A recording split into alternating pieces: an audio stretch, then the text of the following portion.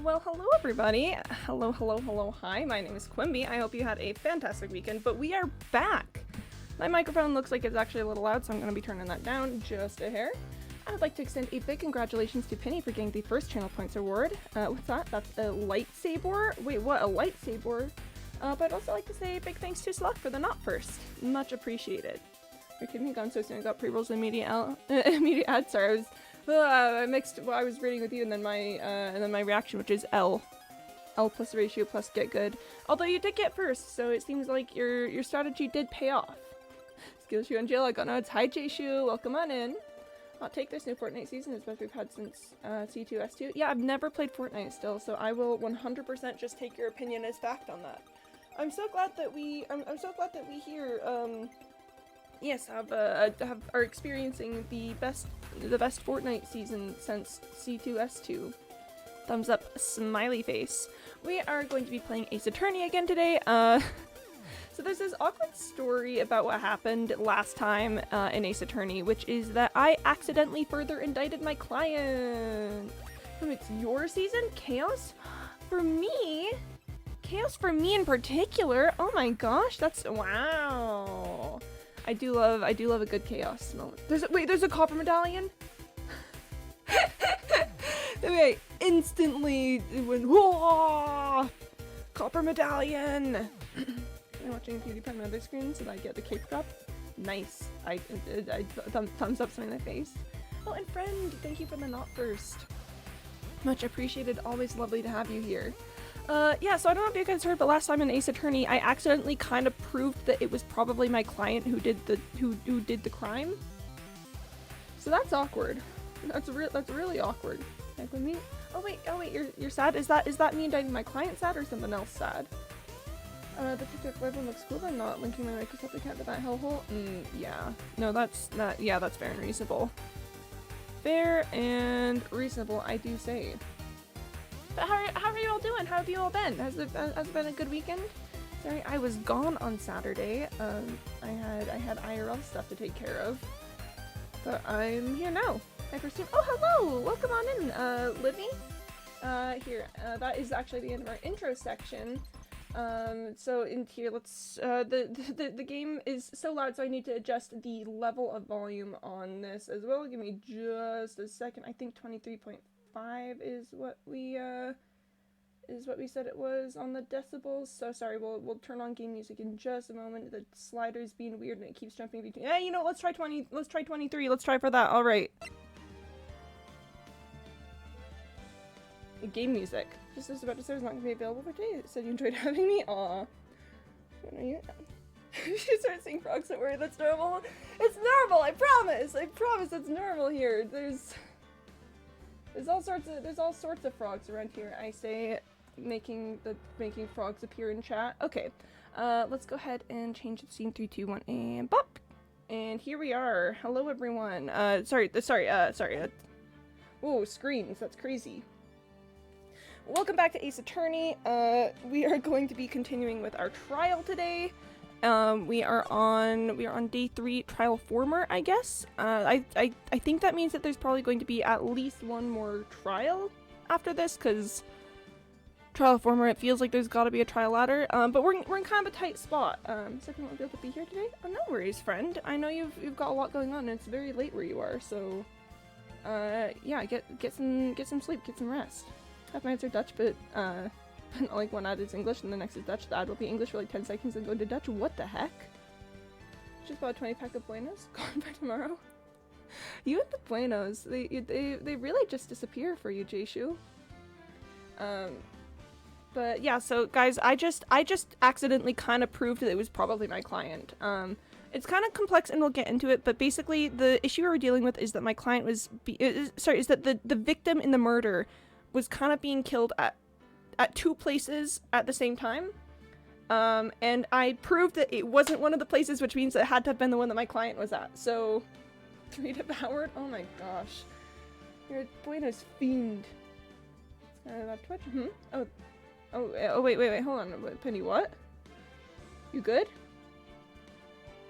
Twitch doing cringe things? Make it intentionally hard to tell what the Minecraft drops are? Ah.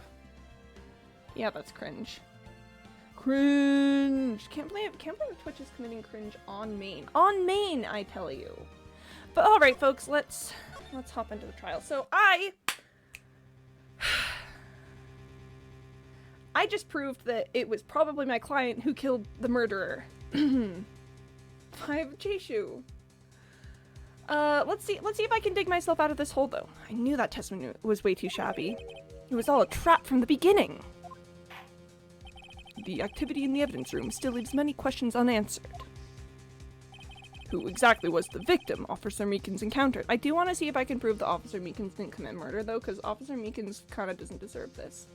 Because is Emma's sister, right? I don't get what you have against Emma, but yes. I can sense from the way you said that you're about to say something about Emma. I don't know what you have against her, but yes, Lana Skye. And where did this person disappear to? However, this trial's purpose is to examine only the murder of Detective Goodman. Just so, Your Honor. Mr. Wright! You have to do something, or else Lana... Woo! When we specifically go to the drops menu, it'll say purchase one subscription, new recurring or gift subscriptions to purchase paying channel. You go to channel, but that's for the Bedrock Glitch Mask. The actual cube is just 15 minutes watch time. Hey, yeah. Oh, okay. Wait. Wait. Straight up. That is pretty cringe, Penny. Yeah, making it seem like you have to. Making it seem like you have to do the subscription. You know, so most people do that. Subscribe and watch 15 minutes to get the cape.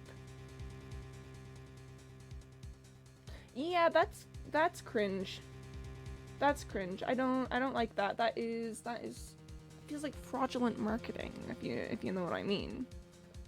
What do I do? How am I supposed to get myself out of this mess? Clearly we object. I don't know what we're objecting for yet, but we're objecting. One moment, Your Honor. What now, Mr. Wright? Don't tell me you're objecting to what you've just proven. Shakes head. Of course not. I almost walked right into the prosecution's trap. What are you talking about? This cross-examination has proven one thing and one thing only. Let's go with the objection. The security video did not show the actual murder. Alright. I hate this video. I hate this video so much. Praying on Emma's downfall? Why? I'm prompt to seeming kind of upset. Okay. Alright.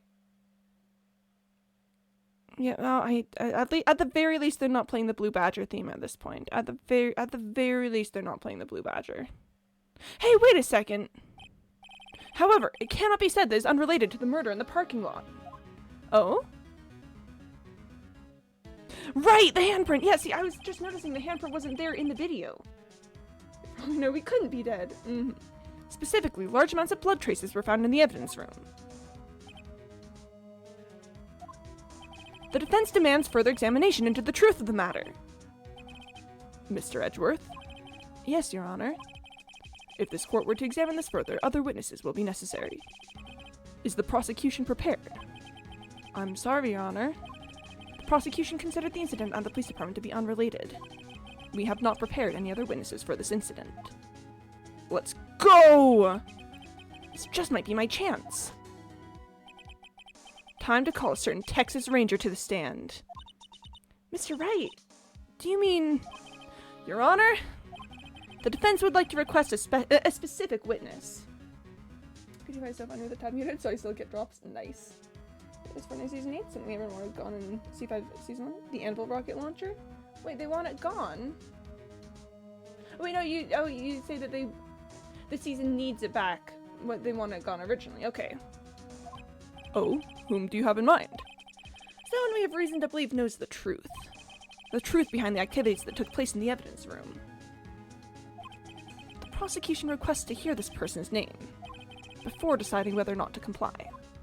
Yeah, that seems reasonable. Very well then, Mr. Wright. This person whom you would have testify. What is his or her name? It would be so funny at this point to it would be so funny at this point to say like Emma or something. I know that it's gonna be Jake Marshall. But it would be so funny. It would be so funny. Anvil rocket launcher could block on something exploded. Perfect for a season where we're using fast cars. Oh. I say as if I know anything about Fortnite. Fork knife, am I right? Officer Jake Marshall. No, we're not calling him to the stand. That wouldn't work. Why him? I can't let Edgeworth know everything just yet. He's in charge of the evidence room. I feel like we should hear what he has to say.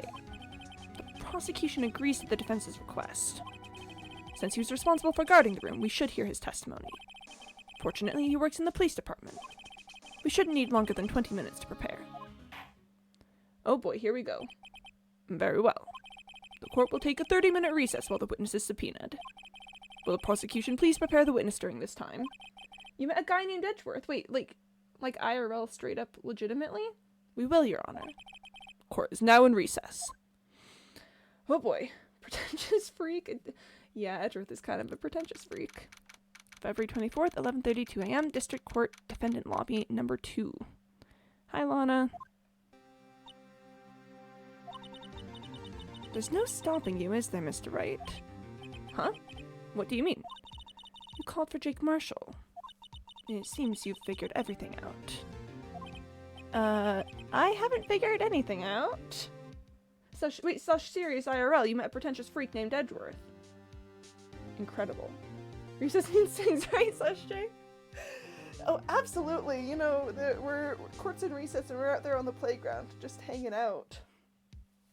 Just, hey, does someone want to come push me on the swings? While we're waiting for Edgeworth to prepare the witness? Oh, I hope that, oh man, you know, so we're working against Edgeworth, obviously, because he's the prosecutor on this case, but I just had a moment of he's preparing the witness, and I was like, ah, man, is he gonna coach him to not say anything indicting? But Edgeworth is legitimately being helpful in this case, and he is trying to, you know, protect his reputation, so I don't think that he would. This isn't like the parrot, where Von Karma coached the parrot to not respond to the command that we wanted to. But oh, I'm worried for Edgeworth. Defendant is stand for one to purchase you until the Nebula videos get pulled up. Oops, saw them in the shallow pool. Me when I go onto the roof and swim. I know what you mean, J-Shub. I'm interpreting it. I'm intentionally misinterpreting it. Sam Wendover would not survive an Ace Attorney. That man would get indicted instantly. He'd say like 2 things on the witness stand and then instantly jail for 1,000 years. Lana, you're the one who knows everything. Emma, you always know everything. Why don't you just tell us? Mr. Wright is trying his hardest to protect you. I don't recall ever asking for his protection. That's true, she didn't. I just kind of waltzed in and said, hey, I'm defending you now. How can you be so cold? Don't you trust us? Don't you trust me? Oh, this is the Mia and Maya parallels. Can you tell I watched the brick facade during the break? Oh, I need to watch the. Yeah, I need to watch it. Hope I'm not interrupting anything, pals. Hey, Gumshoe. Oh, guess I am. I'll come back later. Wait, Detective Gumshoe, what is it? This really just walked right into the middle of an intense argument. Since when was Jetlag Season 10? You didn't know that Jetlag Season 10 is out? Oh, and Dipot, thank you for the not first. Welcome on in. Understandable. I'll give a second. But wait, you didn't know that Season 10 of Jetlag's coming out? Oh my gosh, it's so good. Toby's back. You got a lot of nerve, pal, making a detective run all around while on duty. And to top it off, you call me here. I've seen happier people at funerals. Sorry, detective. You better be, pal. Hey! Hey! Hey! Hey! Hey! I didn't see you there, Chief Prosecutor Sky. Toby indicated this. Just whenever you put that inside the YouTube banner. Okay, so let me quick explanation. There's a show called Jetlag the Game, which I and a couple other people in chat are maybe just a little obsessed with. Basically, people do like board games using the world as their board. It's like a travel show mixed with like board games. It's really fun. I'm gonna say the undefeated Jetlag champion. I don't know. I am always a Badum enjoyer, you know? Check gen. I'll take a quick look. What have we got? Got bored on Roblox? Ayo. Ayo, pop off. And yeah, so season 10 of the show is currently coming out, and they have one of my favorite guests ever back. Her name is Toby, and she is so cool. Come here's a laugh. There's a dolphin next to the donkey, and it's loud. You guys don't have to roast me like that. You guys don't gotta. You don't. But yeah, my laugh is definitely some kind of way. Anyway, whoa, Gumshoe, whoa, that's crazy. That's okay. So, have you brought what I asked? Oh, it was Lana who asked him here. Oh, oh. You mean this, right? My apologies, Detective. Due to my present circumstances, I was forced to use Mr. Wright's name when making my request. Lana? Quimby is built like a mule. Yeah, I'll take that. You haven't watched 2 yet, and I don't think we can talk about it because it's only a nebula right now, but from the title and it's looking bad for Badum. Never count the boys out. Never count the boys out, Penny. It's clear example of counting the boys out. It's only episode 2, and I get the feeling that this is going to be a longer season, so never count the boys out. Lana, using my name when making an evidence request. A tree where? We're in a courtroom! Hi, Freddy. Welcome on in. How you doing? Thank you for warning me about the tree. Can't stand that right now, but no, never count the boys out is for Badum. Does my screen protectors chipped off? Bless. Behind our Pookie. In the painting. We're right there. Actually, yeah, I can't believe I didn't see the tree there. Well, thank you for the warning. That could have been bad. It's the plant! Maybe, yeah, sounds good. It's the plant! It's the plant! It's the plant! In court. The tree going through the window and through the roof. Can you believe that's the tree that did the murder? Can you believe that? Also, Lana! Using my name when making a request, that's sus behavior, Lana. I don't know how I feel about that. I'm also gonna drink some water because hydration is cool. Not praying this time doing my duty as a citizen of the Quimby City, you know? 07 soldier, thank you for your sacrifice. Is it the tree behind the slaughter? I think it's Tuesday. It's Tuesday is in... Oh, I should mention, I'm actually not going to be doing, today isn't an improv day, so today's stream is going to be normal length. So, keep an eye out for that. Alright. My name? See, Phoenix has it. Never in a million years would I have thought it was you who asked me.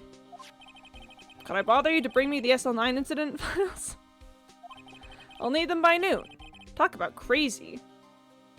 Tuesday? Oh, you were planning on watching episode 2 on Monday. Oh, that's the Tuesday concern. Rip, Penny, rip. The SL9 incident? But Lana, that's... I thought Mr. Wright might need them, so I had them brought here. Here, you might do well to read them. I can't believe you. The chief prosecutor were a witness in that case. Miss Sky was a witness? Hi, Dybot. Hi. Welcome on in. Thank you for your not first earlier. SL9 incident files received from Lana Sky. Let's go! I've been dying to know what happened in SL9. Take it from me. I don't want anything to do with serial murders. Oh, what? Now I brought you your stuff, you're just gonna ignore me? Emma? But why? Why is your name in here? What? My name's in there? I don't know, unless... No, it couldn't be. Lana! This SL9 incident, is that... I have a question, are you, Sire? Oh, you're talking to Dybot. We're kind of popping off out here. We're kind of popping off. That's the classification number the police filed it under. 2 years ago, the rest of the world knew it as... the Joe Dark killings. The Joe Dark killings? Here, give me just a second.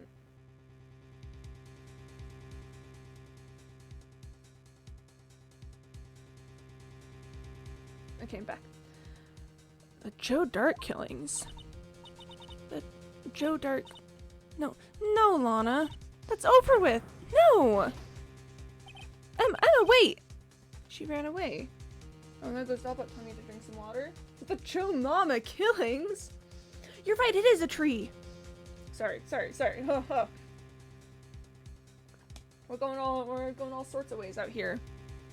The Joe Mama killings. You know what? I just remembered. I gotta be somewhere. Sorry, pal, but I'm out of here. Jake Marshall, Angel Star, Damon Gant, Miles Edgeworth. Not to mention Lana and Emma. Everyone involved in this case is connected to those killings 2 years ago. This can't be just a coincidence. Knowing you, you might just be able to figure it out. Time to get back to the trial, Mr. Wright. Best of luck. A tree! I can't believe they put a tree in here. I can't believe that. Now you have permission to access Minecraft.net / redeem the server. Bless. Excuse me for the internet and now my VPN. That is Minecraft.net. Keep IP banning me. This is unfortunate. Gotta stay on your toes. I'd better take a good look at this file. Oh boy. I need to look at the file. Friend. Hi, hello. Alright, overwriting the data. Friend! Something gotta go. Ah! February 24th, 12:14 p.m., District Courtroom number 9.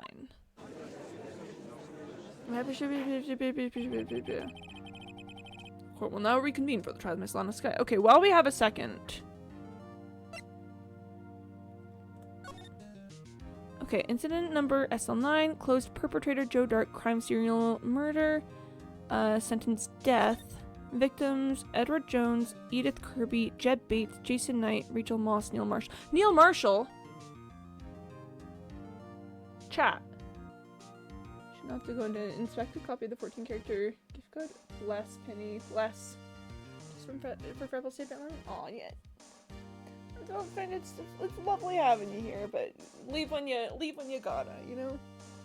It was Lana, I'm telling you. No, I don't think it was Lana, but like, but look, Neil Marshall. You know, Diebot, Frog's time. Alright. Hold on. I'll look at that in just a second. We gotta get frogs in here. It's Frog's time. Alright. Frogs are brought to you today by Diebot. And prompts.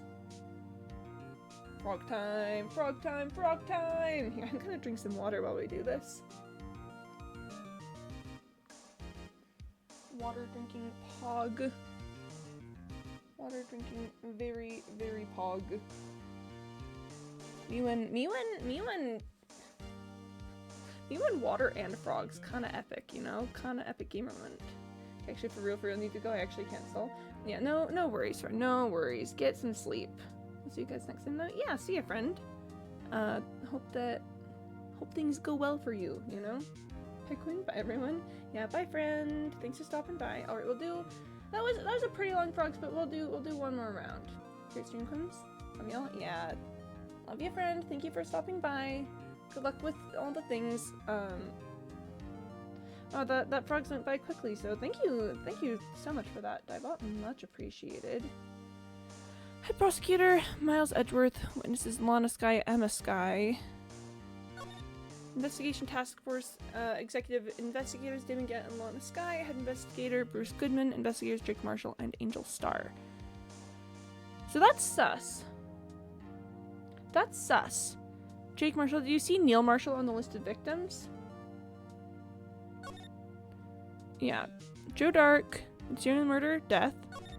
Edward Jones, Edith Kirby, Jed Bates, Jason Knight, Rachel Moss, but Neil Marshall, that gives me the feeling that Jake Marshall is involved in this. Investigators, Jake Paul. Oh, can you imagine? Oh, can you imagine? Oh boy. So I'm gonna keep that in mind because I get the feeling that that's going to be important for Marshall's testimony. Yep, head prosecutor Miles Edgeworth. Witnesses Lana Sky, Emma Sky. Why is Lana Sky a witness and an executive investigator? That feels sus, but okay. Anywho, yeah, that's good to have investigated. All right. Okay. Court is now reconvening. Emma didn't come back. Allow me to call the next witness to the stand. The officer in charge of guarding the evidence room on the day of the crime. Oh boy. Witness, please state your name and occupation. Me, partner? Oh, I'm just a man, same as you, wandering the trails of civilization. Officer Marshall. Well, here we are. Edgeworth always has such trouble getting his witnesses to say their name and occupation. If you're 100%. To be fair, he is pretty cool. He's just such a cowboy. Ready to play. Download the Minecraft launcher to access all your Minecraft games for Windows, Macs, or Linux. So probably not. The launcher of my Minecraft account is over 5 years old. Unfortunate.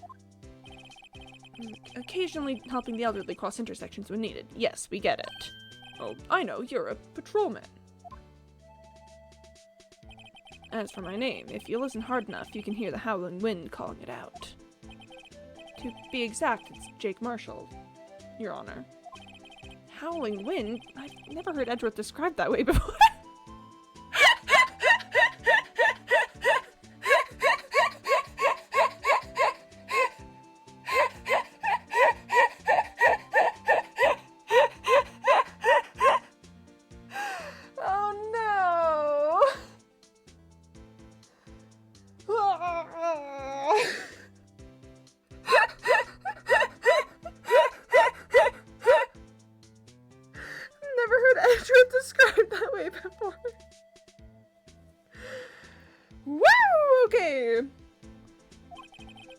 Mr. Marshall, let me ask you something. You were in charge of guarding the evidence room on the day the crime took place. Is this correct? According to the papers, partner. Clip it? Oh boy. What do you mean? A desperado's soul is as boundless as the desert sands. No paper can sum it up. Here to Kumi's actual voice? What? What do you mean my actual voice? What do you mean, Jayshu? It's not even baby girl core, he's just darling core. I love him, he brings me so much joy. Yeah, I vibe with that, darling core. I vibe with that. Yeah, specific, not darling, but darling. Jayshu, what do you mean my actual voice? What do you mean? What do you mean? Alright. Maybe it's best we get on with this quickly. Please share with us your testimony of the day of the crime. Alright. In plain old English. Alright, here we go, folks. Here we go. Day of the crime. My job was to keep a wary eye on that bone orchard. They said I was supposed to make rounds 3 times a day, but that ain't my style. Besides, the room's protected by 2 security systems anyway. If I remember right, I was at a street side saloon at the time it went down. I'm just an innocent traveling man, so if you're out of ammo, it's time I hit the trail. King, you've just gotten yourself... That's... Would that be abandonment of duty? Let's say is that, Rip Penny. I can't say I particularly care for your attitude. I can't say I particularly care for your beard, but you don't see me complaining. Marshall! Wait a minute. What do you mean by 2 security systems? I mean the security cameras and the ID card reader. I reckon even a cowpoke like you knows about those. One of them is fighting words. Yep, the girls are fighting! The girls are fighting! Yes, well, what about the fingerprint-activated locks on the evidence lockers? Fingerprint-activated locks? What kind of newfangled doohickeys are those? He's not being very helpful. He's not that good with machines, or with following orders. His beard is absolutely glorious. To be fair, his beard is pretty cool. Everyone's got their weaknesses now, don't they, Mr. Prosecutor? Shakes head. This one seems like trouble. Okay, Mr. Wright, he's all yours. Alright, here we go. Time to press the witness. My job was to keep a wary eye on that bone orchard. How exactly did you keep an eye on the evidence room? I just made sure nothing moved in the security camera monitor. That room's so still. Even time dies in there. I was just a caretaker who interred the recordings. You interred them? Videos of nothing aren't that useful. When the time would come, I'd erase the tape. If nothing unusual is recorded, tapes are to be erased every 6 hours. Every 6 hours?! Each time I'd erase the tape, it felt like I was erasing a part of my life. 6 hours is not long enough for tape records to be... Oh my gosh, okay.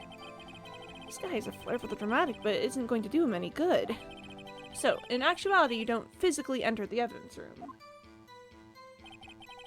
I said I was supposed to make rounds 3 times a day, but that ain't my style. But you made your rounds on the day of the crime, right? Ain't you heard a word I said, partner? I told you that ain't my style.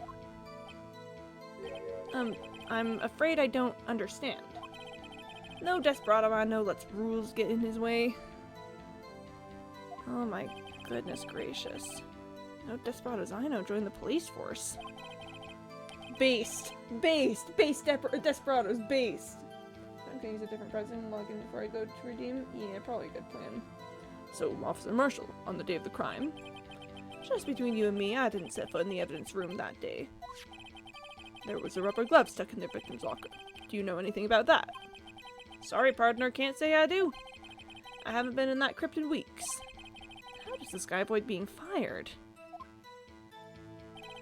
Besides, the room's protected by 2 security systems anyway. You used to be a detective, so you've used the evidence room in the past, correct? Error, now they can't establish a security connection? Oh gosh, Penny, what are you dealing with? Of course, back in the day, my locker was a goldmine of evidence. And yet, you didn't know about the fingerprint locking mechanism. Sorry, partner, I ain't good with machines. I couldn't even tell you how a bike works. That's quite, incredible.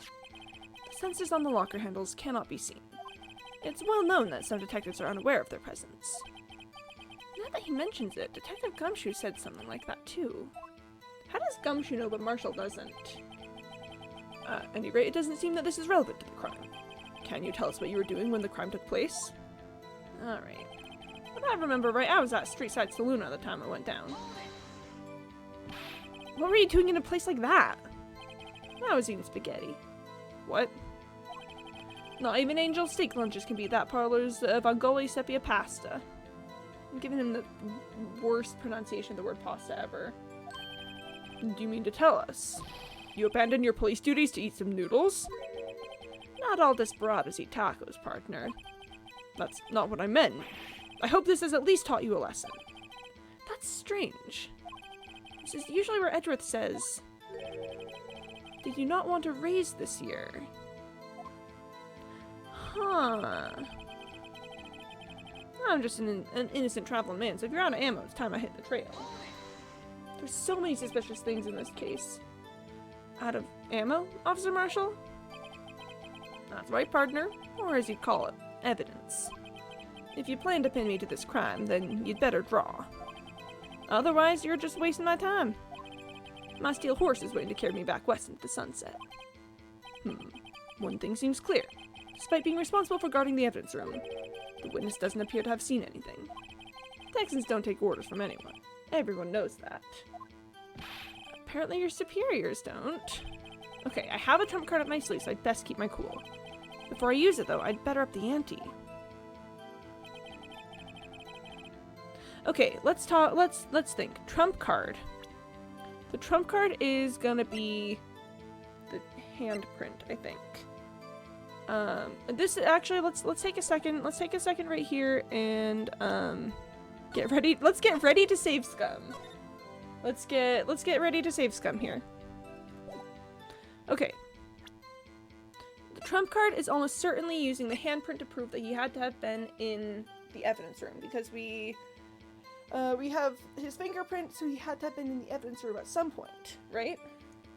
But what does he mean by up the ante before using the trump card? What does he mean?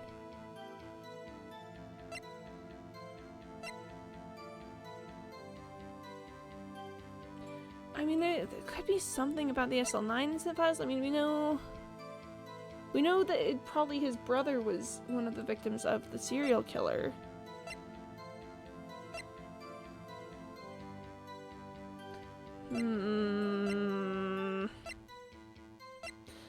I would know exactly what we mean by... Okay. You know what? I can't tell what he means by saying, I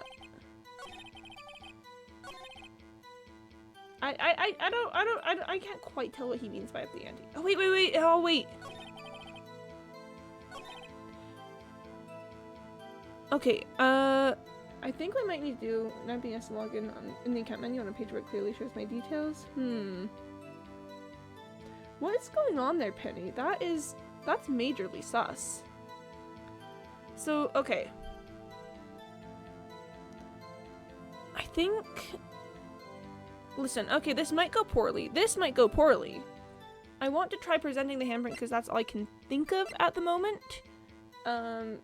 But we've got our save. We can go back and try and figure out what the ante means, but for right now... Music stop. Officer Marshall, doesn't it strike you as odd? That is, you being called in to testify like this?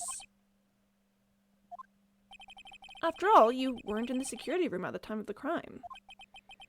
And yet you dragged me down here. Explain yourself, partner. It's quite simple. You left a very large trail behind at the scene. Or to be exact, a handprint. Wasn't real good, partner. Like I said, I'm the caretaker of that crypt. I pay my respects, that is make my rounds about once a month. It's only natural my fingerprints would be in there. Oh, folks, we getting the objections in. I only wish it were, officer. But you see, your fingerprints were covered in blood. Witness, what's the meaning of this? It's Lana, I'm telling you. Lana wasn't even there. Lana was at the prosecutor's office. Your blood-stained fingerprints were at the crime scene? The blood was wiped away. However, a luminol test clearly revealed this. Well, Officer Marshall? It seems to me there ain't a person in this room with a head on his shoulders. I take it you have an explanation then, Officer Marshall, about the blood-stained fingerprints. Very well, you may begin your testimony about your fingerprints, found at the scene of the crime. Oh boy howdy, alright. Here we go.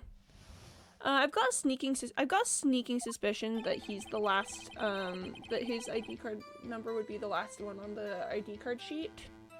Like I said, it's only natural for my fingerprints to be in that evidence room. One of them just happened to be at the same place as the bloodstained handprint. The murderer touched the locker where my fingerprint was by chance. The bloodstain and the fingerprint are completely unrelated. Or didn't you know the murderer was wearing gloves? See, I had nothing to do with it. Interesting. That does throw a wrench in the system. The witness's explanation appears valid, although there's room for doubt. Life wouldn't be fun without any doubt, partner. The defense may now cross-examine the witness. I'm gonna drink some water before this cross-examination. This guy's hiding something. I can feel it. Yeah, me too, Phoenix. Now's my chance to prove it. Bloodstained fingerprints. Like I said, it's only natural for my fingerprints to be in that evidence room. That's because you, how do you put it, pay your respects once a month? 29, too many requests? Oof. Yeah, that's right. That and one more thing. That locker happens to be mine. What? What do you mean? I mean what I said. That's the locker I used when I was a detective. The locker I still use. All that's in there now, though, is a heap of broken dreams. I see. Why do you still have the locker? It'd be strange if my prints weren't all over that locker. Apparently his fingerprint data was never removed from that locker's programming. Why? This police department is in shambles! He must have been using the fingerprint lock all this time without ever knowing it. Marshall's fingerprints updated in the court record. Alright. One of them just happened to be at the same place as the bloodstained handprint. So then, what about the bloody handprint? Wasn't mine. It's no mystery. Please explain. My locker is covered with my fingerprints. It just so happened. Maybe tell me when I'm not going to be rate limited. Oof. The murderer touched the locker where my fingerprint was by chance. The chances of that happening are 1,000,000 to 1. On the contrary, one could argue just the opposite. Chances of that not happening are 1,000,000 to 1. Get one thing straight, partner. You ain't gonna get no reward from me with a mere fingerprint. You wanna know why? The bloodstain and the fingerprint are completely unrelated, okay? Unrelated? They're as different as night and day. Kinda like cereal and cereal. One's got to do with breakfast, while the other's a type of murder. Serial murder. He's right, although seemingly alike, they're totally different. I don't see what homonyms have to do with this. Or didn't you know the murderer was wearing gloves? How do you know that? I may be a loner, but I still do my job. I keep up on the reports. There was a bloodstain at the scene thought to be left by the murderer. That's right. It was found on Detective Gumshoe's locker. However, no fingerprints were detected on that handprint. Oh yeah, I think we tried that too. So that would mean the murderer, wearing gloves, happened to place their hand on top of Officer Marshall's fingerprint. That's the only logical conclusion. Are you starting to get the picture, partner? The picture? The seal of blood? In the desert, it's just food for the buzzards. There's only one reality, and that's this. The security tape. So long as my trail isn't in there, you can't say otherwise. This isn't getting us anywhere, Mr. Wright. Please consider carefully where you're going with this cross-examination. Yes, Your Honor. Now then, continue your testimony, Officer Marshall. Too bad it wasn't me in that video, right, partner? What do you mean by that? You want to tie me to this crime, isn't that right, partner? If so, that video is the only direct evidence you have. But that video is next to useless. It's full of blind spots. Blind spots? Places you can't see. The camera's panning back and forth. The floor isn't shown. If someone was familiar with the camera's position, they could leave the room without being caught on tape. We don't have time for your speculations, Mr. Wright. Well, Mr. Wright, if you can show us evidence in this video that indicates Officer Marshall was present, please do so now. I mean, we've got to show evidence. No, there's no way around it. No way we can't. Very well. Allow me to point out your mistake, Officer Marshall. Tread carefully, Mr. Wright, or you might wind up being the one making the mistake. Now then, let's have another look at the video. Show us this incriminating evidence of the witness, Officer Jake Marshall. Ah! I wanted to save Scum, or get ready to save Scum. Okay.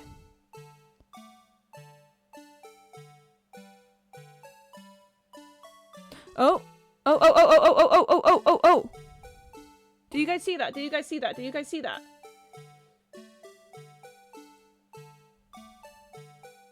Watch this, watch this, watch this. Pan over. Nothing. Nothing on the locker. Oh boy, oh boy, oh boy. Okay, we got this, we got this. Minecraft 2024 is ready for you. It took us 25 minutes. That is... This video is still just so genuinely saying, look, locker, empty. Nothing in the locker. Oh no, empty space. Oh no. So spooky. Now ready? Ready? Look at that. Yeah, okay. Oh, my powers of observation are so strong. Okay. Do you guys see what I'm getting at? Do you see what I'm getting at? This wasn't there before. It appeared in between the pans of the camera. Okay.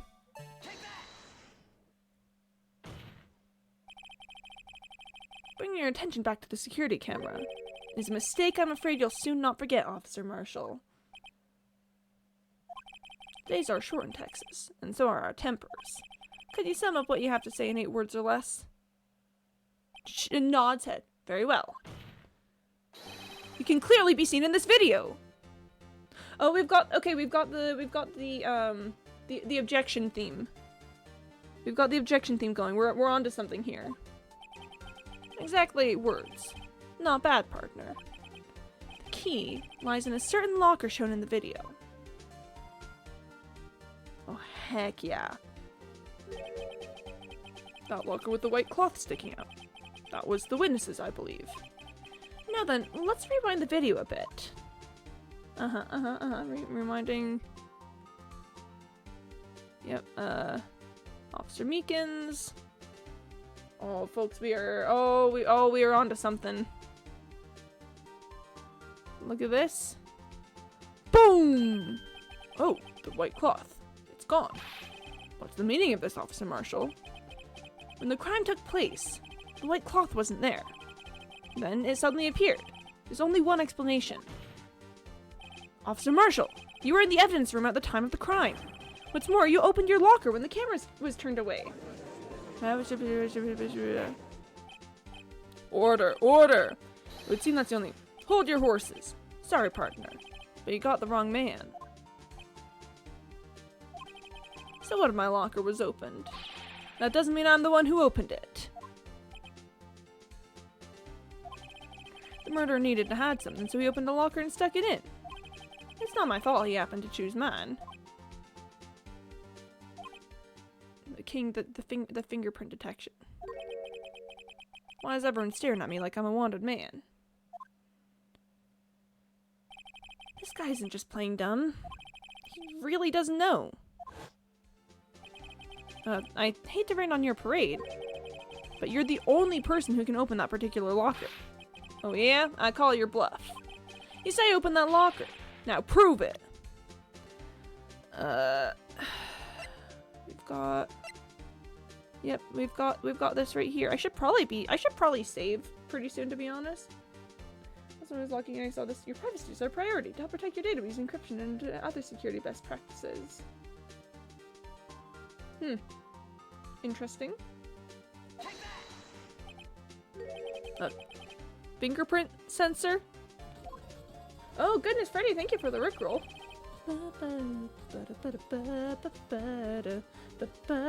Sorry, sound alerts are a little quiet right now because I have the I have to have it weird because this game is so incredibly loud. But thank you for the rickroll, Freddy, much appreciated. Important stuff out there.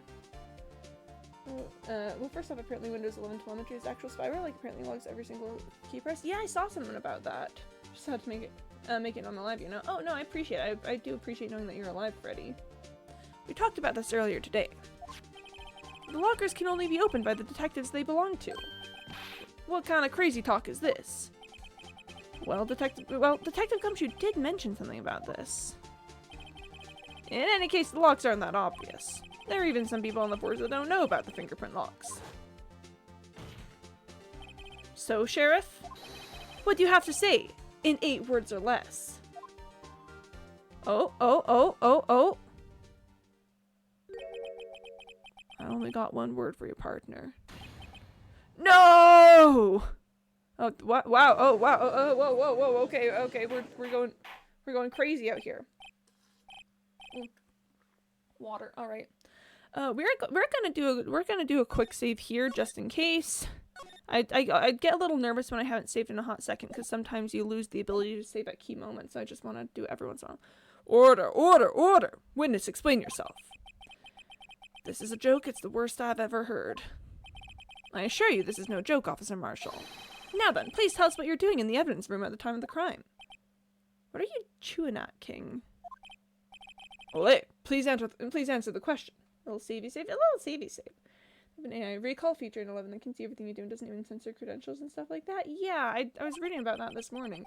And it seems majorly sus. So sure, you really care about user privacy. Oh, and there goes Dollbot telling me to drink water. Alright, Dollbot, alright. It's water time. What is he now, a bullfighter? That's alright, Officer Marshall. I believe we can figure the rest out from here. We can? Water time is the best time? It's a really good time, to be honest. Have a look at these floor plans. There's no place for someone to hide in the evidence room. Yet Officer Meekins didn't see Officer Marshall. If that's so, then where was the witness? It seems Mr. Wright has an answer. That's right. The only possible conclusion. Well then, let's hear it. Let me just really quick. They're gonna ask me. They're gonna ask me about this. Where was Officer Marshall at the time of the crime?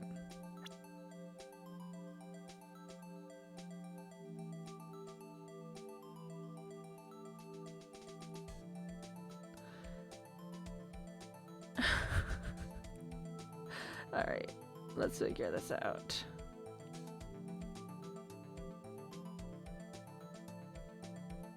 What did they mean at the time of the crime?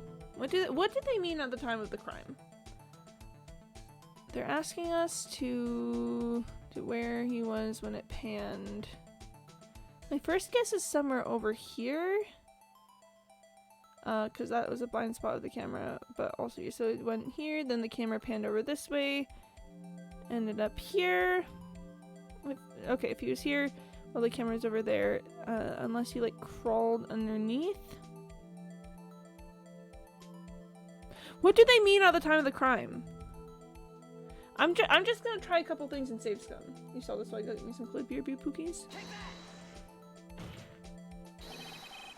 Officer Marshall was standing right here. Is that it? Is that it? So Officer Meekins didn't notice him standing there. Oh! Oh, I see. Oh!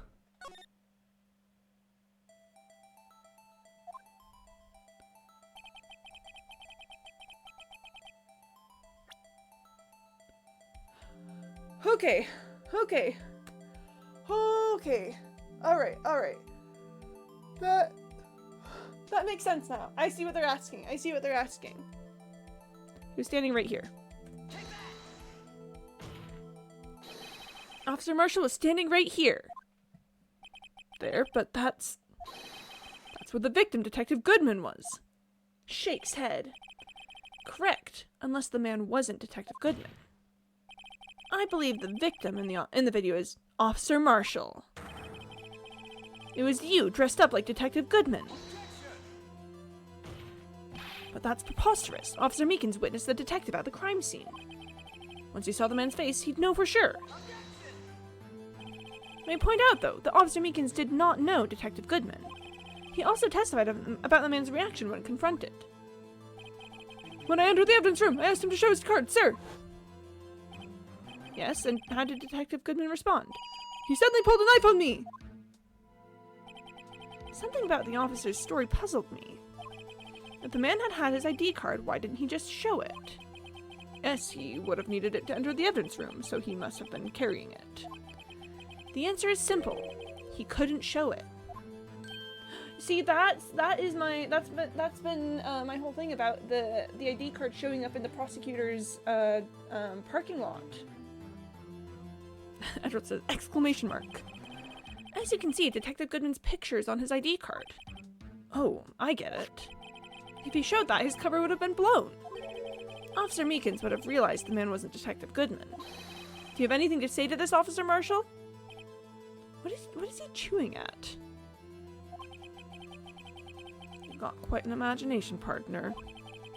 I got a term for that. It's called circumstantial evidence. Circumstantial evidence? He's still denying it. You're gonna have to do better than that to break a detective. Unless you have hard evidence proving I dressed up as the victim. I can't say I particularly care for your uncooperative disposition. They're gonna ask me to provide evidence. They're gonna ask me to provide evidence. They're gonna ask me to provide evidence. They are going to ask me to provide evidence. I can't say I care for your beard, but you don't see me complaining. What's with the beard? Well, Mr. Wright, do you have any evidence proving beyond a shadow of a doubt? The Officer Marshall dressed up as the victim. Back with Kool-Aid. Oh, we're accusing Officer Marshall of dressing up as the victim. Well, who am I kidding? I don't have anything like that. I can see the fear in your eyes, partner. Seems you're the one who couldn't take the desert heat. That... This can't be happening. It's so obvious he's the one. What can I do?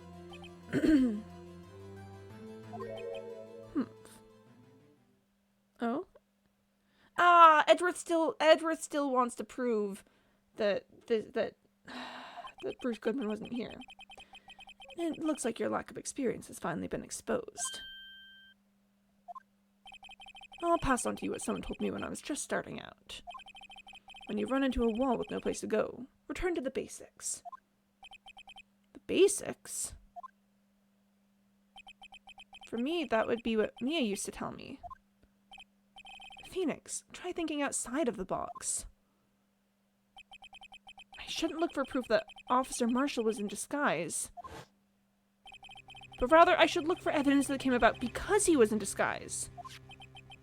Why do you think this locker was opened in the first place? What do you mean? There's no reason for Officer Marshall to open his locker at the time of the crime.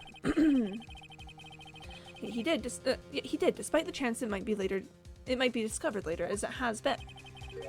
Which means he... Wow, my throat! I'm drinking water! Which means he didn't originally plan to open his locker. According to the defense's argument, Officer Jake Marshall dressed up as Detective Goodman at the time of the crime. Then, after the crime was committed, he opened his own locker for some unknown reason. The fact that a white cloth is sticking out of the locker seems to indicate that he opened it in order to put the cloth inside. So, just what exactly is this piece of cloth? See, okay, it makes sense that Edgeworth is being nice to me right now because he still wants to prove that Bruce Goodman wasn't here. He was in the he was in the parking lot of the prosecutor's office being murdered by Lana Skye. Perhaps the video is the key to all our unanswered questions. I don't have any evidence, so this video is my only shot. Very well. Let's take yet another look at the security tape.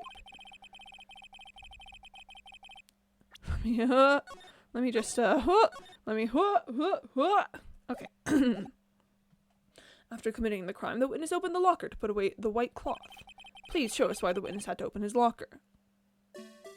I think I know what it is. I think I know what it is. I'm pretty sure I know what it is. I think it's the, here, I'm pretty sure it's because the coat had blood on it. Let's just,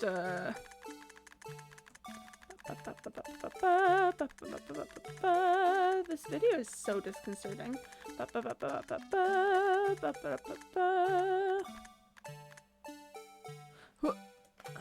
Okay,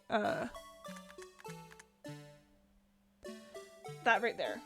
This song is a banger. Oh, it's so jaunty and jolly, but also it's so spooky.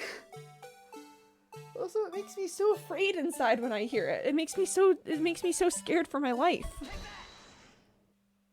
For some reason, you disguised yourself as Detective Goodman and entered the evidence room, though I don't know to what end yet.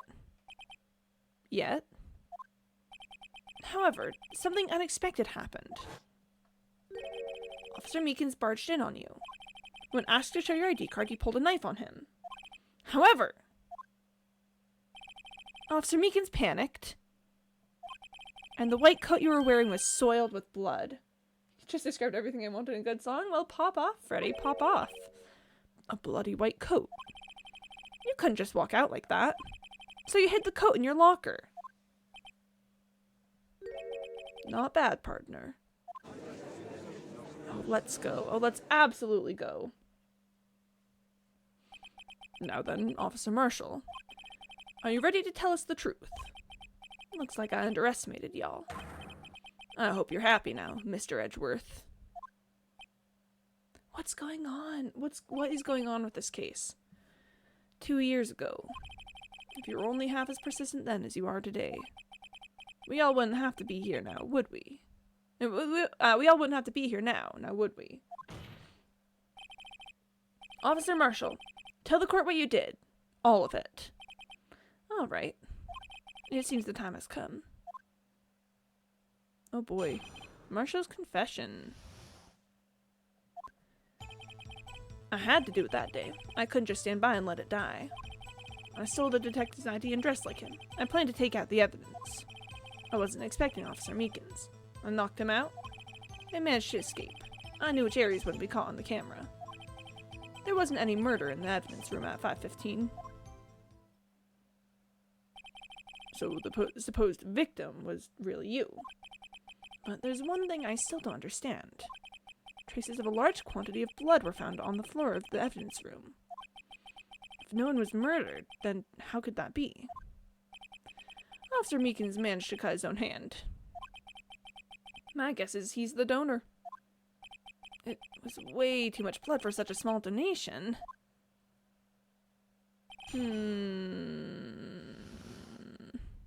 Alright, well, let's press this.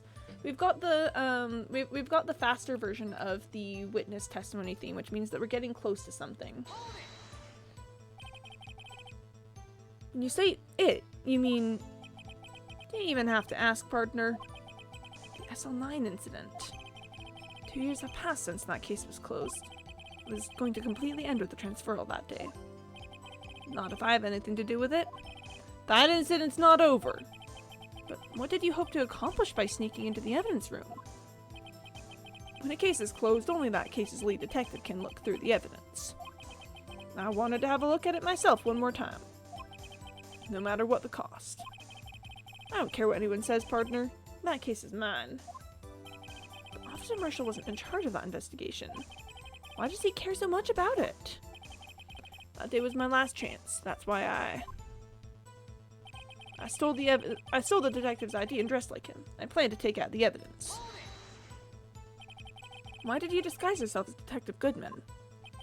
If I didn't make it look like Goodman was carrying out the evidence transferal, I'd be arrested for stealing evidence, which wouldn't get me anywhere. So you did it to fool the security camera. And the detective's ID card? I stole that the morning of the incident. So that really was why Goodman started filling out that lost item report. I returned his ID card. I left it on the floor in the prosecutor's office parking lot. The ID card I found was left there by Officer Marshall. See? Boom! I called it! So essentially, you managed to succeed despite your lack of foresight. What do you mean, partner? I mean the fingerprint. The fingerprint activated lock, of course. No matter how well you disguise yourself, you can't change your fingerprints. Under normal circumstances, you wouldn't have been able to open that locker yourself. But you could because a rubber glove just happened to get stuck in the door. Hey, yeah, because he didn't know. Oh my gosh, yeah, he didn't know about the fingerprint scanner. Whoa. That means Detective Goodman must have opened the locker before Officer Marshall. I wasn't expecting Officer Meekins. I knocked him out. You pulled a knife on Officer Meekins and tried to drive him off? Let's just say I was a little surprised. I only planned on being in the evidence room for no more than 5 minutes. I didn't think anyone would actually come in during that short time. Officer Meekins certainly is a 1 in a million type person, mistaking a detective for an intruder and demanding to be shown his ID. I'll have to think a little more about his race this year. When did Edgeworth get so much influence? Anyway, he threw himself at me and I ended up cutting him slightly. I'm sorry it had to turn out that way, with me knocking him out and everything. By the way, what happened to your knife? Oh, you mean this one? What? I don't know what to say. So you knocked Officer Meekins out and... Hey, wait a minute! Hey, wait a minute!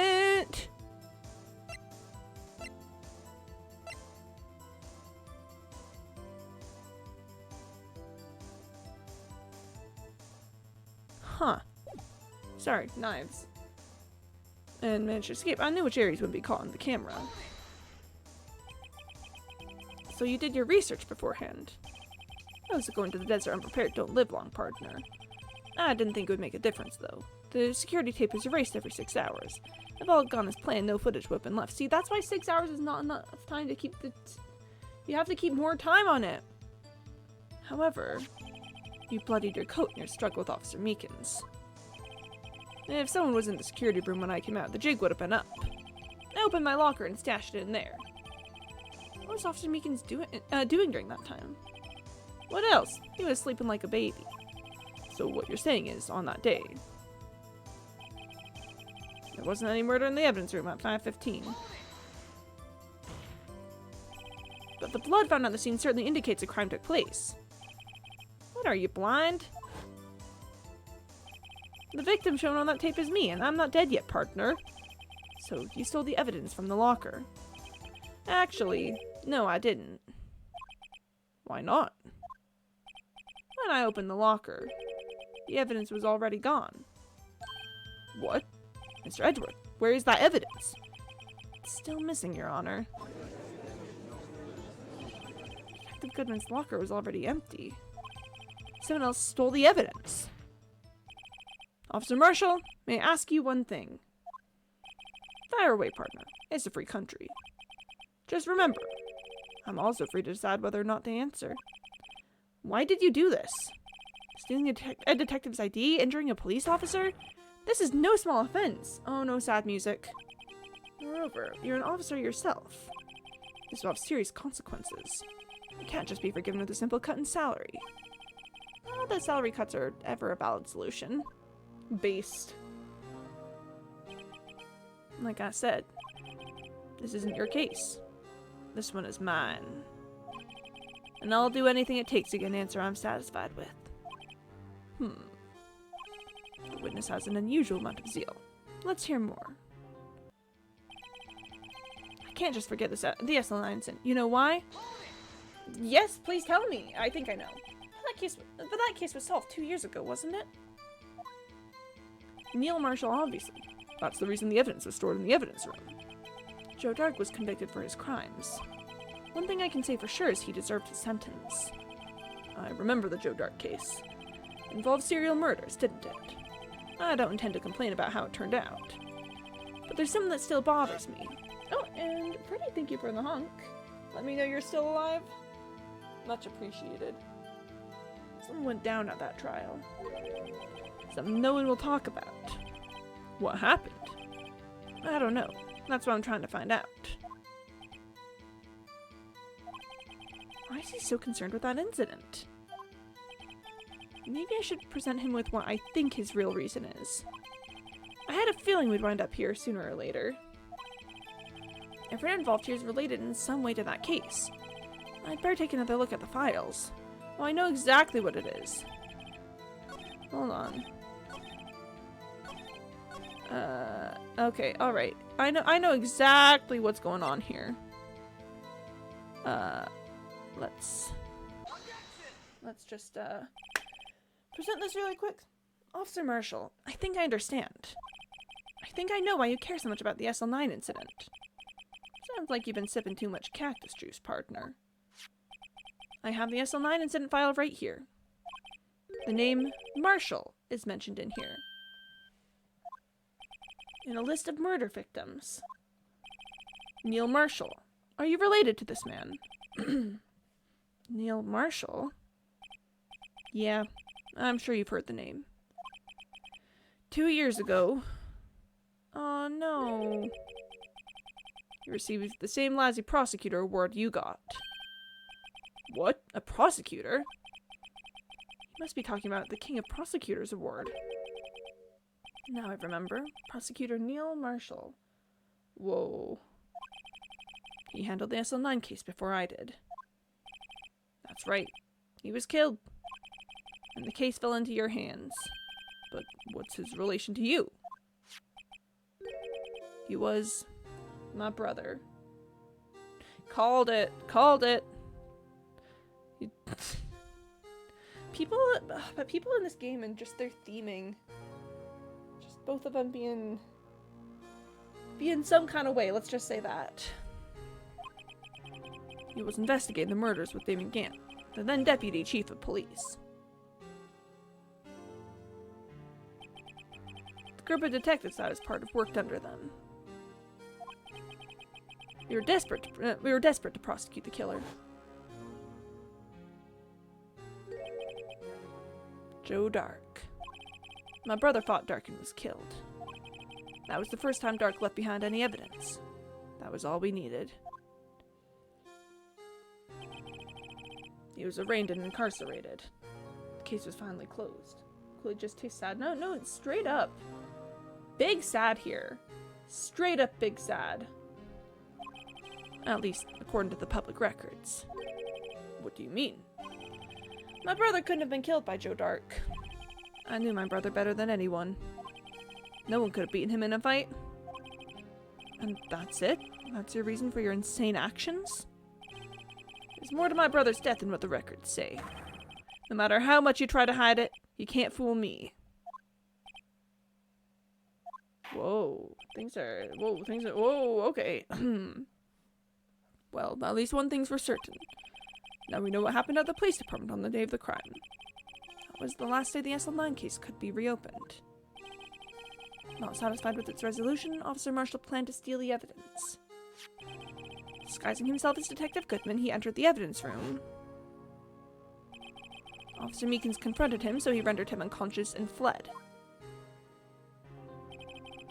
Yes, this mystery has finally been cleared up. No murder took place at the police department that day. Dang it, that leaves us right back where we are. Edward and Markiplier X's? Hi, Mr. Maluk. Welcome on in. Oh my, okay, so it's crazy. It's crazy stuff out here. It's crazy. So Officer Marshall dressed as Bruce Goodman to get into the evidence room because he wanted to look at the case on the last day that could be reopened because his brother was killed in the SL9 incident, and Officer Marshall just never felt that things lined up with it properly, so he wanted to like take a look and figure that out. Well, that's what I missed. I feel like that was him. What, a brother? I know, right? So Officer Marshall's younger brother was a prosecutor, and he was the prosecutor on the SL9 incident, but then got killed by the suspect, and apparently that was the only time that their suspect actually left evidence, so that's what they needed to convict him. So he was the last. So he was the last one in that. And Penny, thank you for the exclamation marks. Isn't this crazy? Isn't this crazy? Isn't this insane? The twists and turns. I thought the first game was full of twists. No, this is the crazy thing. This is still the first game. This is still the first game. This is the last case of the first game. I thought this was the second one. I know, right? It just keeps going. It just keeps going. Yeah, so this is the second game is called Justice for All, I believe. This is still the first game. We live in a crazy beautiful world. I'm going to drink some water. I'm more lost than Phoenix on this case. I know. Crazy stuff happening out here, but so we've proved that it was Officer Marshall in the evidence room, but there's still that big old pool of blood that's unaccounted for. I still think that Bruce Goodman got killed in the evidence room. I still think Bruce Goodman got killed in the evidence room, put in the trunk of Edward's car, and then sent over to the chief prosecutor's office. It's complicated, but yeah, There's still more to discover here. But Edgeworth? Oh, yeah? Thinks it didn't happen. So yeah, Edgeworth, currently kind of this is bad news bears for us because, this is bad news because us proving that the murder didn't happen at the police station kind of puts more focus on what happened at the parking lot. So this is really bad news for us and Lana. I think I might be able to, if I can prove that there's still more suspicious things happening, I think we're good, but figuring out that Bruce Goodman did not die at 5:15 in the evidence room, it's helpful, you know? we're popping off a little bit on that one. The things that happen by chance never cease to amaze. At exactly the same time as the murder at the prosecutor's office, this fake murder was going on at the police department. Chance? It's got to be more than just that. So if no one was murdered at the police department on the day of the crime, that means the murder in the prosecutor's office parking lot was the real one. Which in turn means only one person could have committed the crime. Chief Prosecutor Lana Skye. But wait! A verdict wasn't reached in yesterday's trial! Which is why we examined the incident at the police department today. But there's only one reason that the defendant was not convicted yesterday. There yet remains the mystery of the simultaneous murder at the police department. It seems to me, this boy's got the draw on you, partner. All of the mysteries at the police department have been resolved, no doubt about it. Our sole murder took place at the prosecutor's office. The only suspect is Lana Skye, and the testimony of one Miss Angel Star is completely incontestable. If you have a response, make it a single word or less. I got 8 words the first time, now I have to go down to 1. Arrgh! Stupid Edgeworth with his stupid handsome face and his stupid bows and his stupid jabot. I rest my case. It seems this trial has reached its conclusion. There's no room for doubt.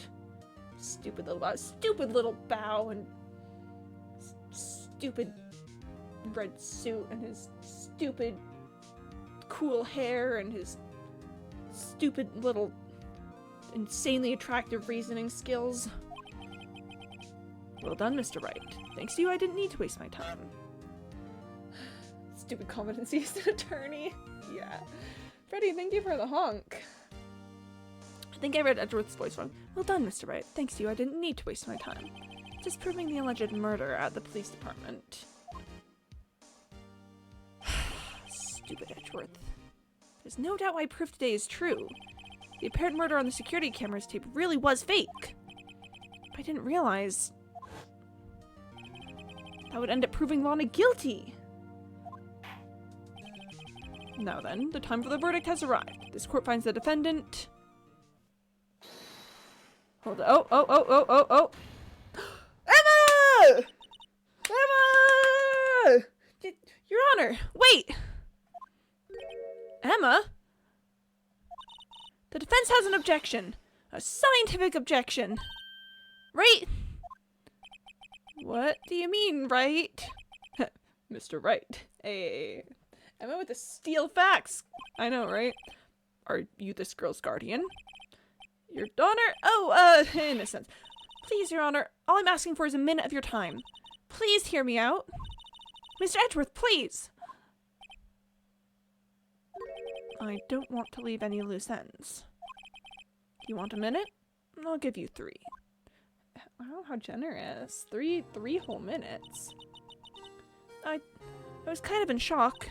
I mean, finding out the SL9 incident referred to the Joe Dart killings.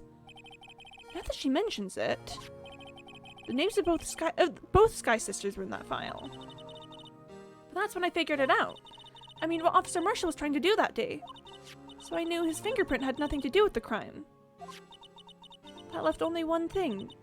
The other handprint. You mean the...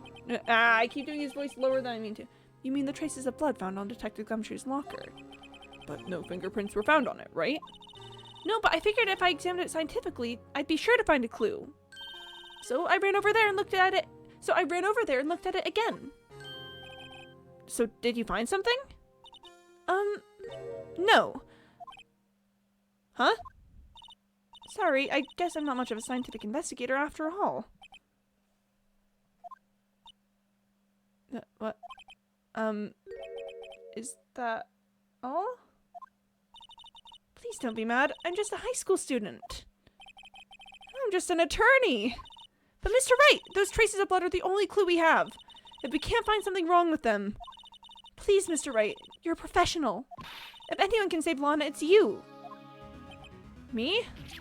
Oh boy. Time's up. Now then, Mr. Wright. Oh, and there goes Dollbot telling me to drink some water. Okay.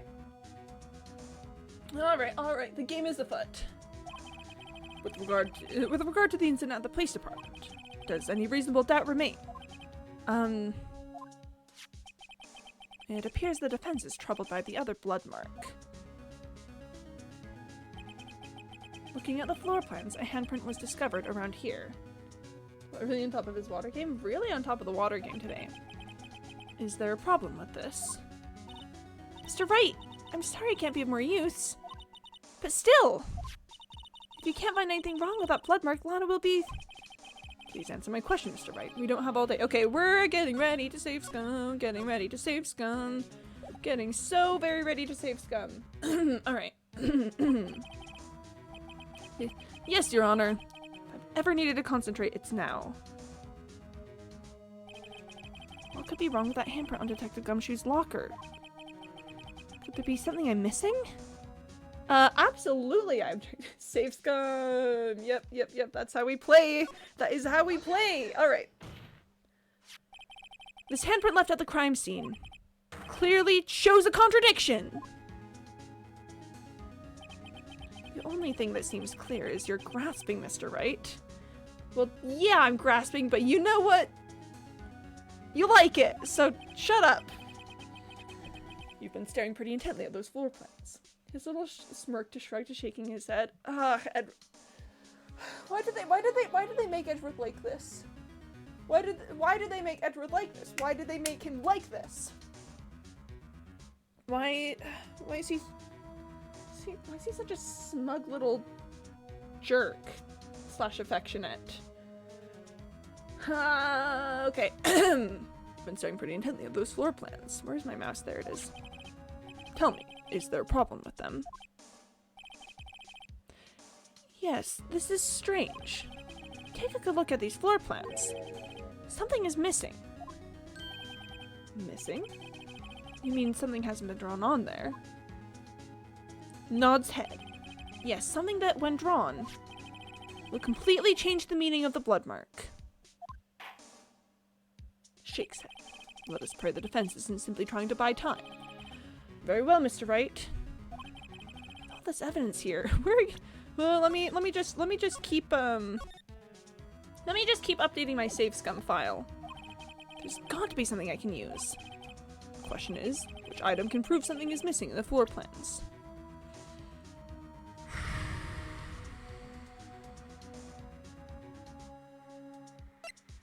Okay.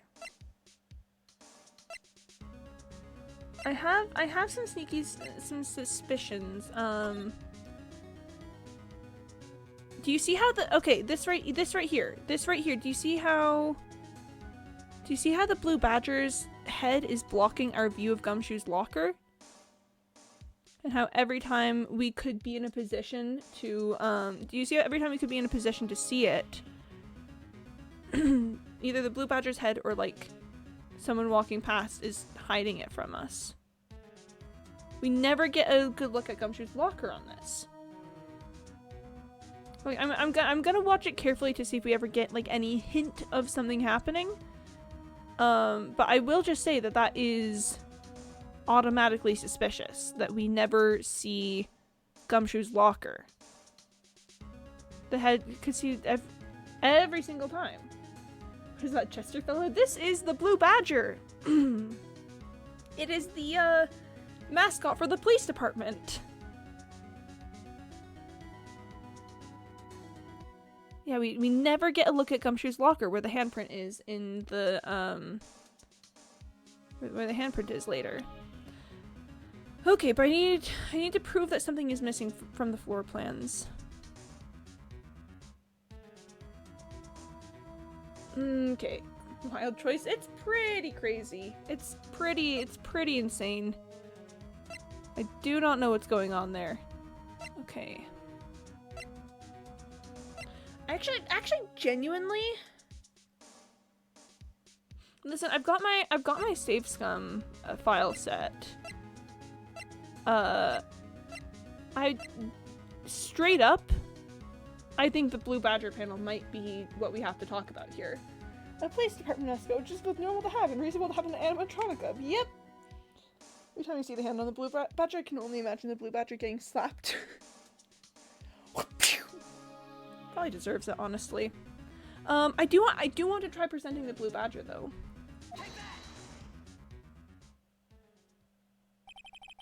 What about that piece of plywood? Oh, we might be onto something. FNAF! We're getting scooped in the evidence room! The blue badger, mascot of the police force. Defender of truth, guardian of proof. Oh, wow. Oh, that Phoenix, that kind of slaps. Explain yourself, Mr. Wright. Please look at the floor plans of the crime scene. The blue badger is not here. So watch what happens when we put him in. This is where he was dancing at the time of the crime. Blue badger. Well, police department, write that down, write that down. Honestly, it's kind of epic. Well, what? See, Edgeworth gets it. That's right. So long as the blue badger is dancing here, it would be impossible to place a handprint at the spot on the locker. What? So that means, just exactly what does that mean? It means it can't be done. What are you saying? Blood traces were undeniably found on that locker. Don't look at me, I didn't put it there. Mr. Wright, think it through scientifically. Emma, on that afternoon, Officer Meekins was the one who brought the blue badger to the evidence room, right? After he put it down, it would be impossible to leave a handprint on that locker.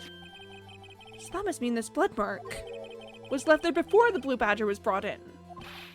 Just one moment. I will not allow such far-fetched balderdash in my courtroom. You allow so much balderdash in your courtroom, and this is where you draw the line? This is where you draw the line, Sir. Like, that's where he draws the line? We cross-examined a parrot 2 months ago. What's the line? This is where he draws the line. Respect the line. You're drawing the line at me using the process of scientific investigation to determine that there must have been a bloody handprint on the locker before. But you let me cross-examine a parrot. You let people dress up as cowboys. You let Angel Star present her own evidence. This pink tie is so girly pop. He is so girly pop. He's so girly pop. Paratestimonials is something I can uphold, but logical inference?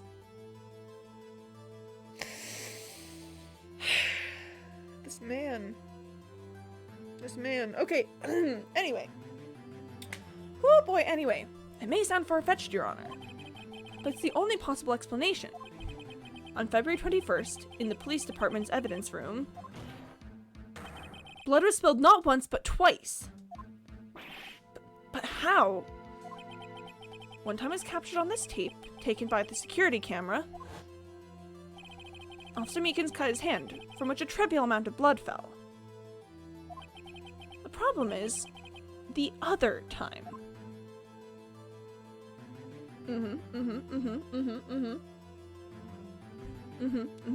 Yeah, okay. Police department mascot of truth is a silly little guy. There is a threshold of silliness and has not been reached, Your Honor. He's a silly little guy. You can't argue with a silly little guy. You cannot argue with a silly little guy. Someone bled prior to the struggle shown on this tape. It had to have been Detective Goodwin. He was really rude. Oh, we got cornered. Folks. Oh, sorry, I just threw something. Cornered. Okay. This is not a drill. This is the cornered theme. Okay. Whew. All right.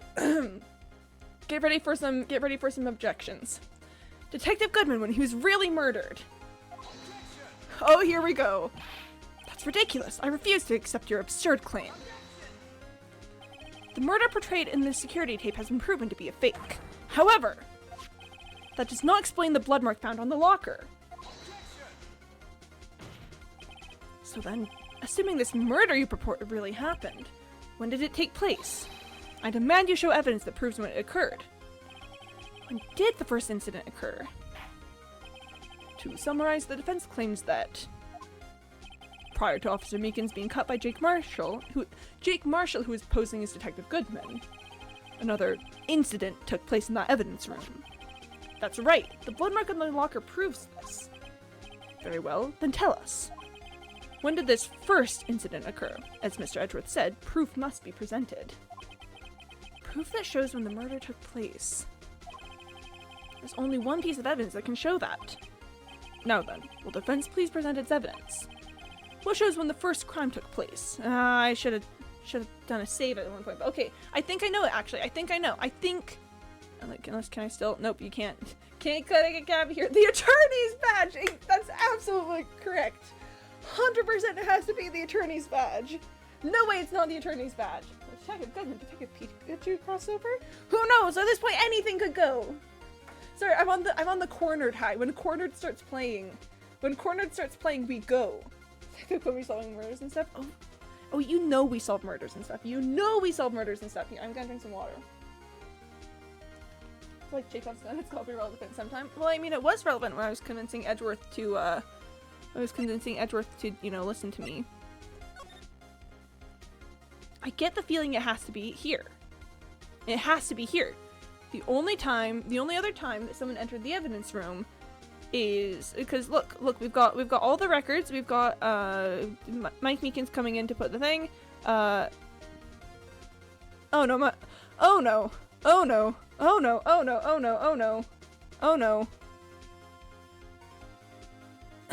Well, am I about to indict?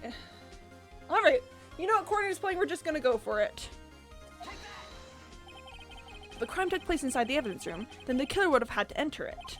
And in order to do so, an ID card would have been required. An ID card? Oh, the ID card record. Officer Meekins brought the Blue Badger panel into the evidence room at, let's see here, 4:50 p.m. If the crime took place before that time, then it would be 4:40 p.m. Ah! Ah! Miles Edgeworth, just what have you done? Well, maybe we shouldn't. Let's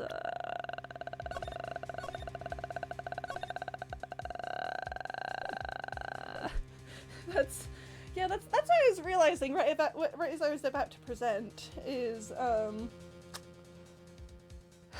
they're gonna think it's Edgeworth.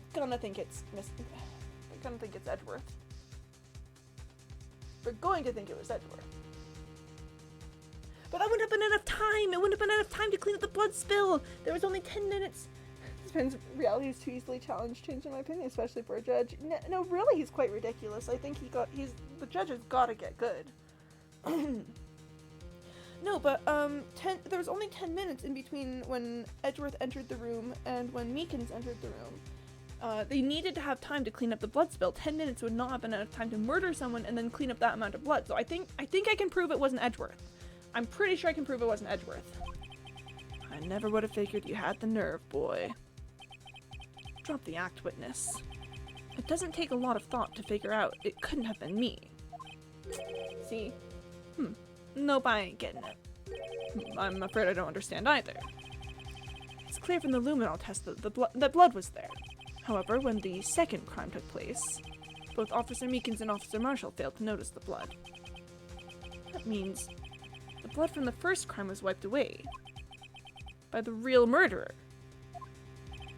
I would have had just 10 minutes to murder the victim, carry his body away, and clean up the blood. Unfortunately, that's physically impossible. Oh, that attitude.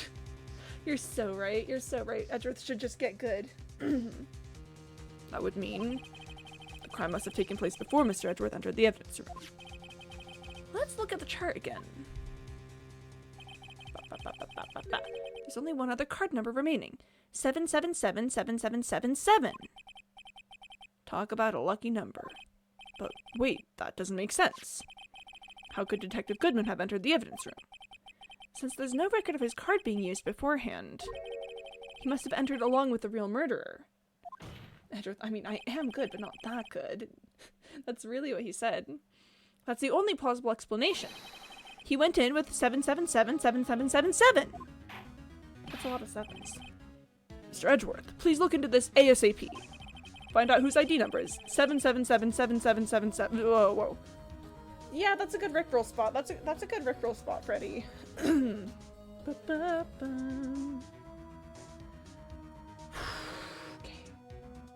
Oh, folks, we are really in it now. Okay. That's 1 7 too many, Your Honor.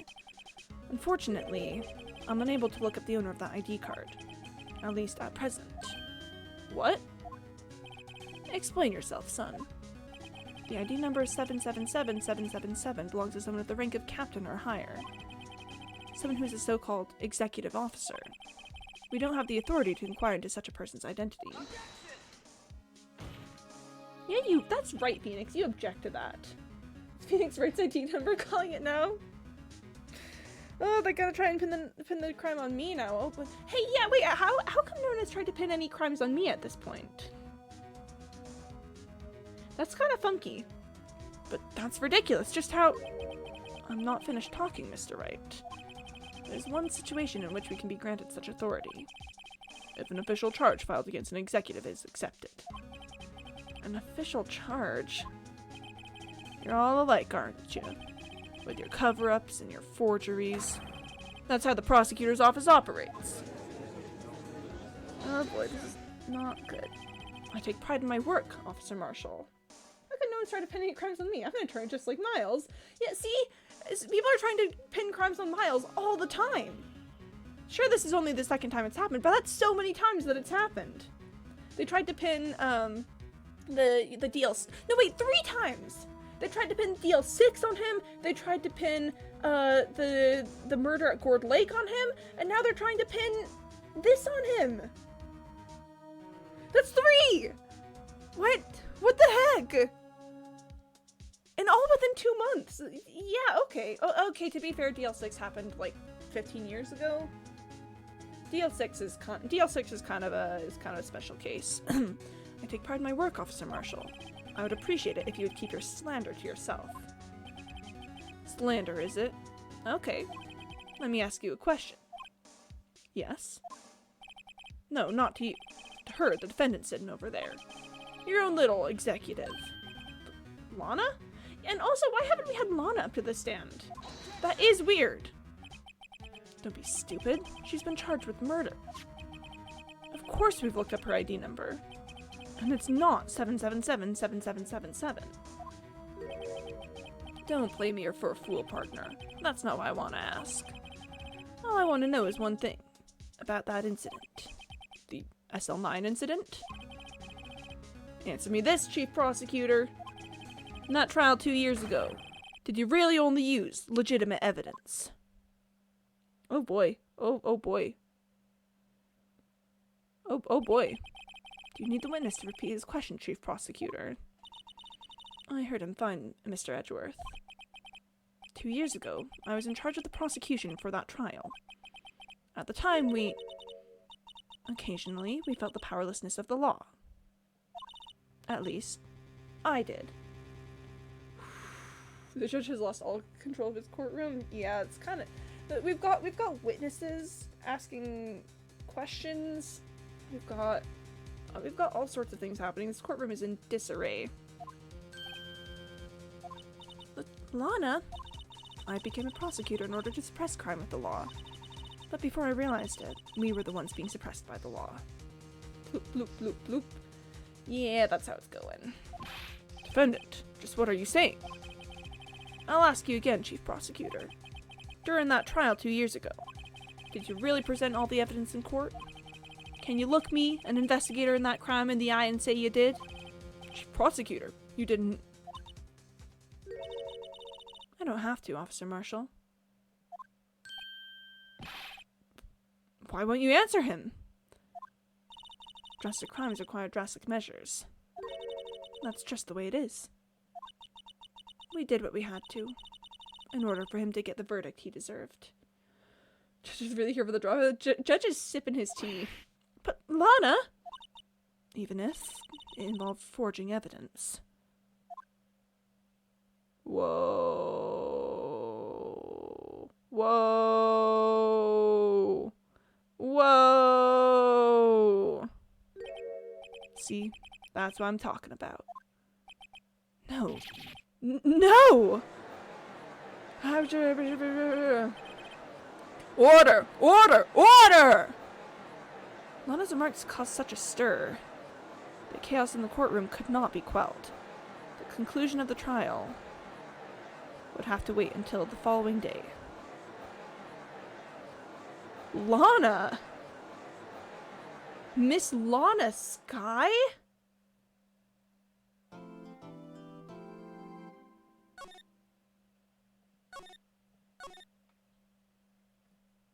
I'm genuinely kinda like, what a tangled web we have your. Yeah, no, because we kind of knew. Like, we kind of knew that everything with the evidence had to be sketchy, and that all the reports of like evidence forging stuff had to come from somewhere. But Lana she just said it. Oh my gosh, and this is going really poorly for Edgeworth too, because he's the one who's taking the brunt of all of the accusations of false evidence and stuff. But he's talked to us and he's told us that he really believed that all of the evidence that he presented was real. So it sounds like she lied to him, and he's taking the fallout for it now. This looks real bad for him. This looks real bad for my boy. This looks real bad for my guy. February 24th, 3:12 p.m., Wright & Co. Law Offices. I'm so sorry, Mr. Wright. I'm sorry for what my sister said. Drastic crimes required drastic measures.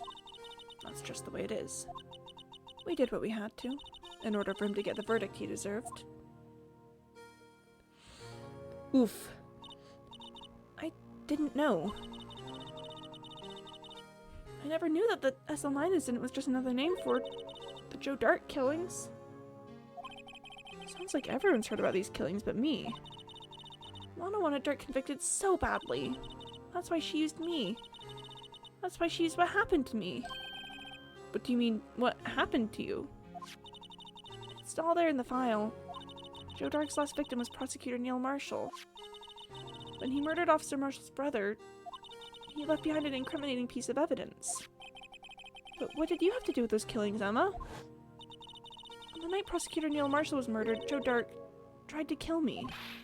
What? He tried to kill you?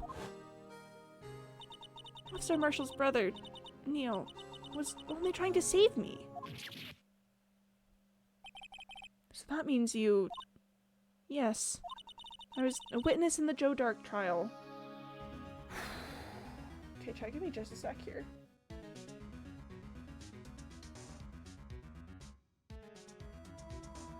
Hey, I'm back. It's water time. It's water time after all of that. It is water time. I need a sec too, TBH. Oh, the tangled webs we weave. Oh, the tangled webs we weave. Lana, Emma, Edgeworth, Jake Marshall, Neil Marshall, Judge, Officer Goodman, or sorry, Detective Goodman. Inspector Goodman? Detective Goodman. Detective Goodman, that's it. Wait. There's a lot going on here. There's a lot going on here. Wow, okay. I didn't see that one. I didn't see that one coming. Hey, yeah, let's talk about the SL9 incident. It happened 2 years ago. It was right about this time of the year, too. There was a terrible thunderstorm that day, unusual for the season. I was alone in my sister's office. We were planning to eat dinner together once she finished her work. Then, suddenly, this terrifying man came bursting into the office. Joe Dark. It seemed like he was running from someone. He pulled out a knife and screamed at me. I didn't know what was going on.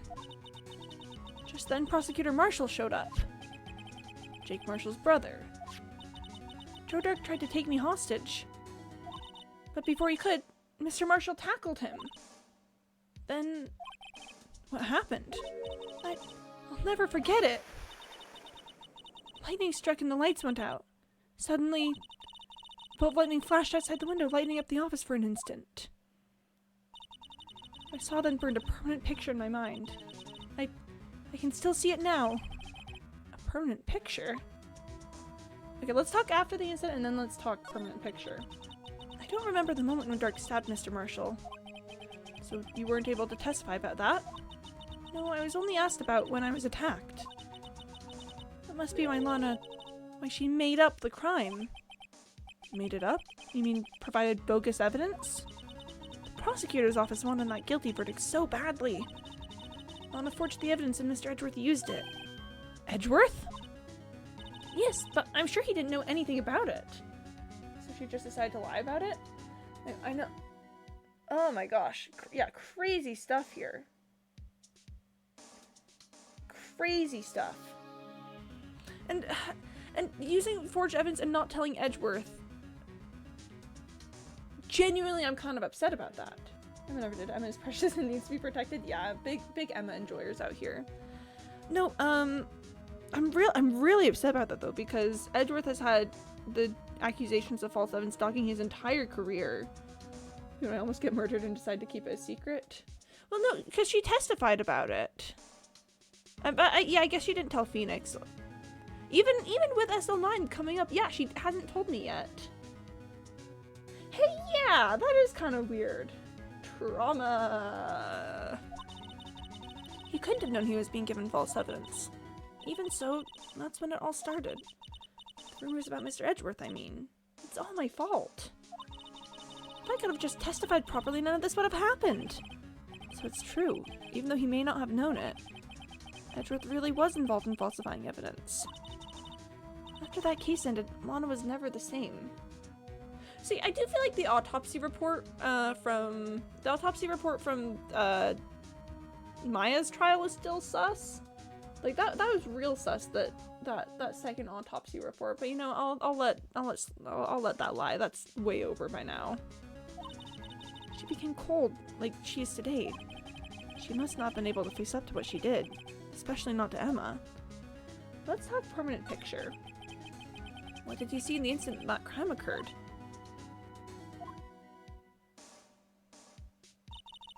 Dark knocked down Mr. Marshall and raised his knife. No, Marshall was stabbed right in front of this poor girl. I don't remember what happened after that. Apparently I passed out. When I came to, Lana was cradling me in her arms. Poor Emma, you've been through so much. The real Turnabout Sisters parallels right here. I couldn't bring myself to testify about that instant. I tried, but the words just wouldn't come out. I drew a picture, but it wasn't any good.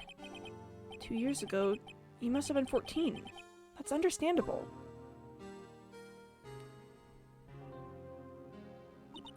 Once it was all over, I made up my mind. I decided that when I grew up, I'd become a scientific investigator. I wanted to be able to fight crime with my testimonies, and find the evidence to make an airtight case. That way Lana would never have to forge any. I see.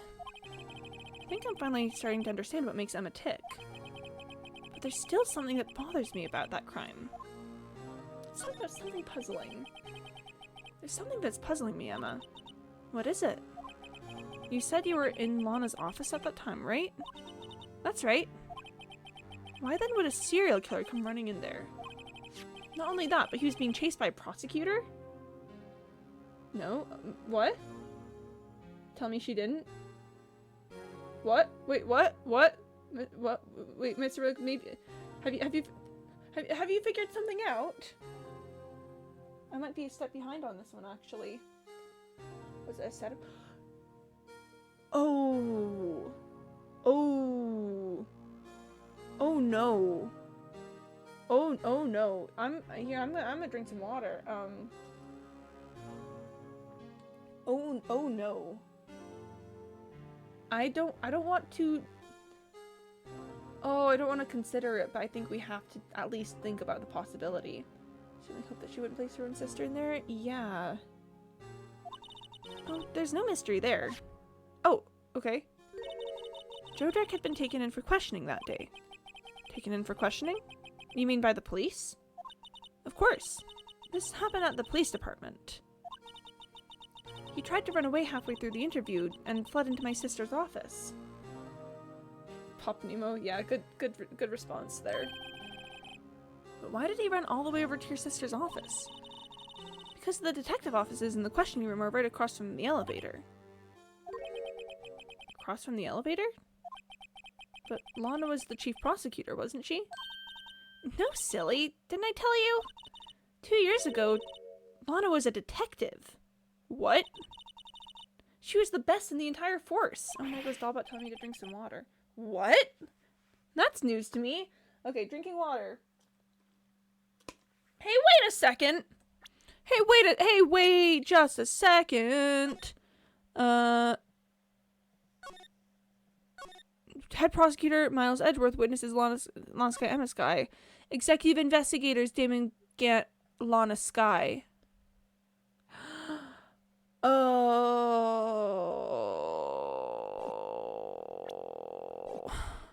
Why does no one tell Phoenix anything? This is important information! This is important information! Please, if everyone could just tell me things. So cold, Sire, put on a blanket. Or get socks that have beans in them and heat them up.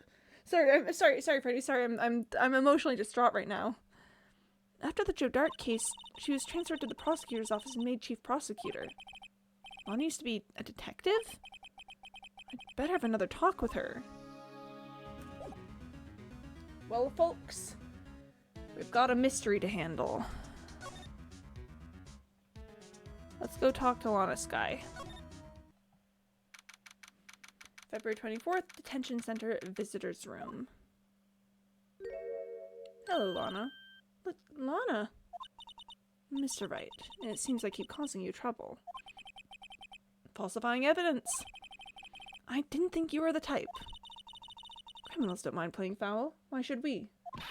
But Lana, if you're wrong, an innocent person might be found guilty. Believe me, I understand the risks. Lana, Emma told me about you. Oh? About how you were a detective 2 years ago. Why has no one mentioned this before? And how the SL9 incident was the reason for your transfer to the prosecutor's office. That's right. Could you fill me in on the details, especially about that unusual change of jobs? I suppose you have a right to know, Mr. Wright. Yeah, because she would have had to be bar certified to be immediately transferred over to be a prosecutor. A lot of revelations were uncovered at the trial today, not the least of which was the fact that this case is largely connected to another one, 2 years ago. Evidence from that case was stolen as well, though I expected as much. I know how obsessive Officer Marshall can be. That trial, it really wasn't fair, was it? I believed in you, Lana. I believed that no matter what happened, you'd always stick to the truth.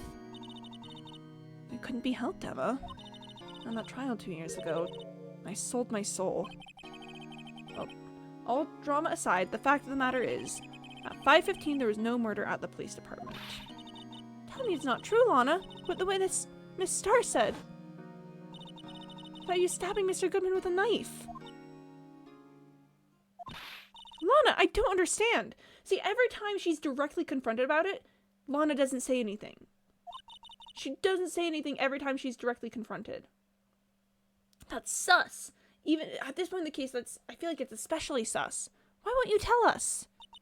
Emma, this doesn't involve just me. I don't think I've ever seen Lana look so fazed before.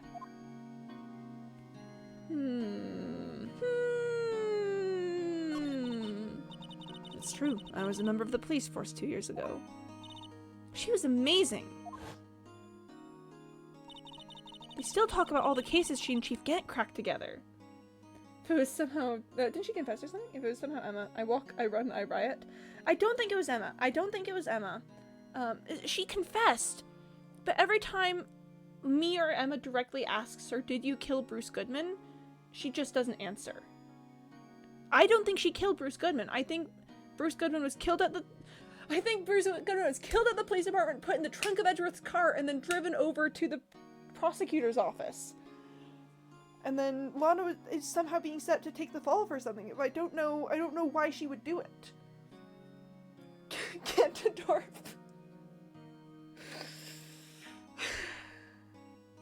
does look like Ganondorf, doesn't he? He does look like Ganondorf, doesn't he? Dang it! Oh, now every time I look at him, I'm gonna think Ganondorf. They still talk about all the cases she and Chief Gant cracked together. Chief Gant? He was the deputy chief of police back then, but he still worked the crime scenes. Damon Gant. He was everything I aspired to be. They were the best team ever! They solved crimes before the reports could even be filed!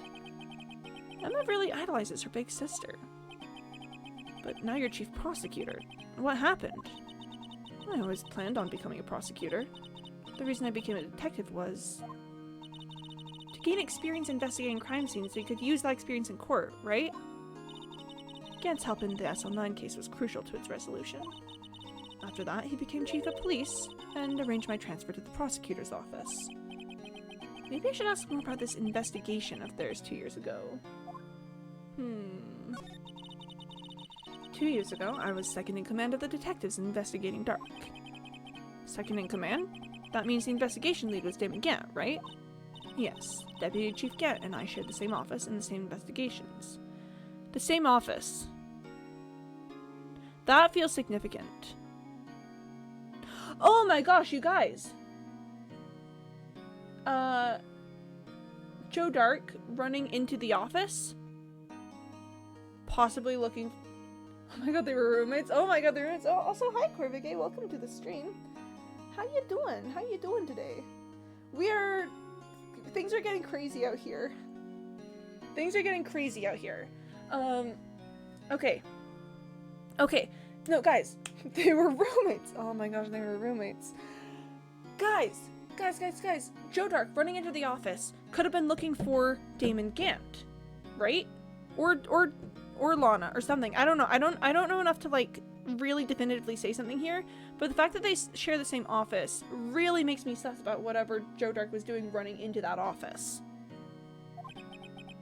They even had the same office. Oh my god, they were roommates. We led a team of the best detectives on the force. Detective Goodman, whose case it was, Jake Marshall, and Angel Starr. It was the first time Marshall worked with his brother. He was quite gung-ho. Well, you guys, without a doubt, Joe Dark was the serial killer. We asked him to come in for questioning. We were desperate for evidence. That was when his final murder took place. When he tried to murder Emma. Prosecutor Marshall was trying to save me from Dark. You see, the first person who happened upon the scene of the crime was me. Now you tell us. Why does no one tell Phoenix anything? Why does no one tell me anything? Damon Gant and Neil Marshall were the ones questioning Dark that day. The investigation was in its final stages, and Dark must have suddenly panicked. So he waited until Gant and Marshall let their guards down, then fled the room. And okay, so Gant was there. From there, he ran straight to the office shared by Deputy Gant and Chief Gant and myself. So maybe not looking for Gant, but like, maybe looking for some evidence in the investigation? And that's where he found me. So you were the first person to run to the scene, Lana. It appears so. Why not Damon Gant? Oh, I was filing some papers while Gant and Marshall were questioning Dark. Oh boy. That's mad sus. When I returned to my office, I saw 3 bodies on the floor and smelled blood. That's mad sus. 3 bodies? Prosecutor Marshall, the victim, Emma, who had passed out. And the suspect, Joe Dark. During this struggle, it seems Mr. Marshall struck a final blow before he died. Joe Dark had incurred a minor concussion and lay unconscious. What did you do? To be honest, I panicked. I picked up Emma, carried her out of the room, and just held her. Can't blame her after all her sister must have gone. Can't blame her after all her sister must have gone through. Oh boy. After that, I placed Dark under immediate arrest. Let me get this straight. You were all involved in the SL9 incident? That's right. Quite a coincidence, I don't buy it. Yeah, me neither, Phoenix. What are you saying? There's no way everyone involved in this trial was also involved in that incident. Just by chance. But that case was solved 2 years ago. At least one person went to extremes because they didn't believe it was truly solved. Officer Marshall. Yes, his actions came as a surprise to me as well. Ever since his brother died, he's changed completely. I guess he wasn't convinced with the ruling against Joe Dark.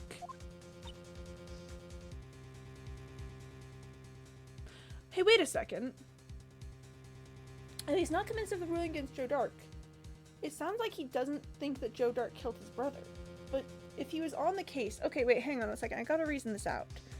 He's on the case. They know that Joe Dark was the serial killer.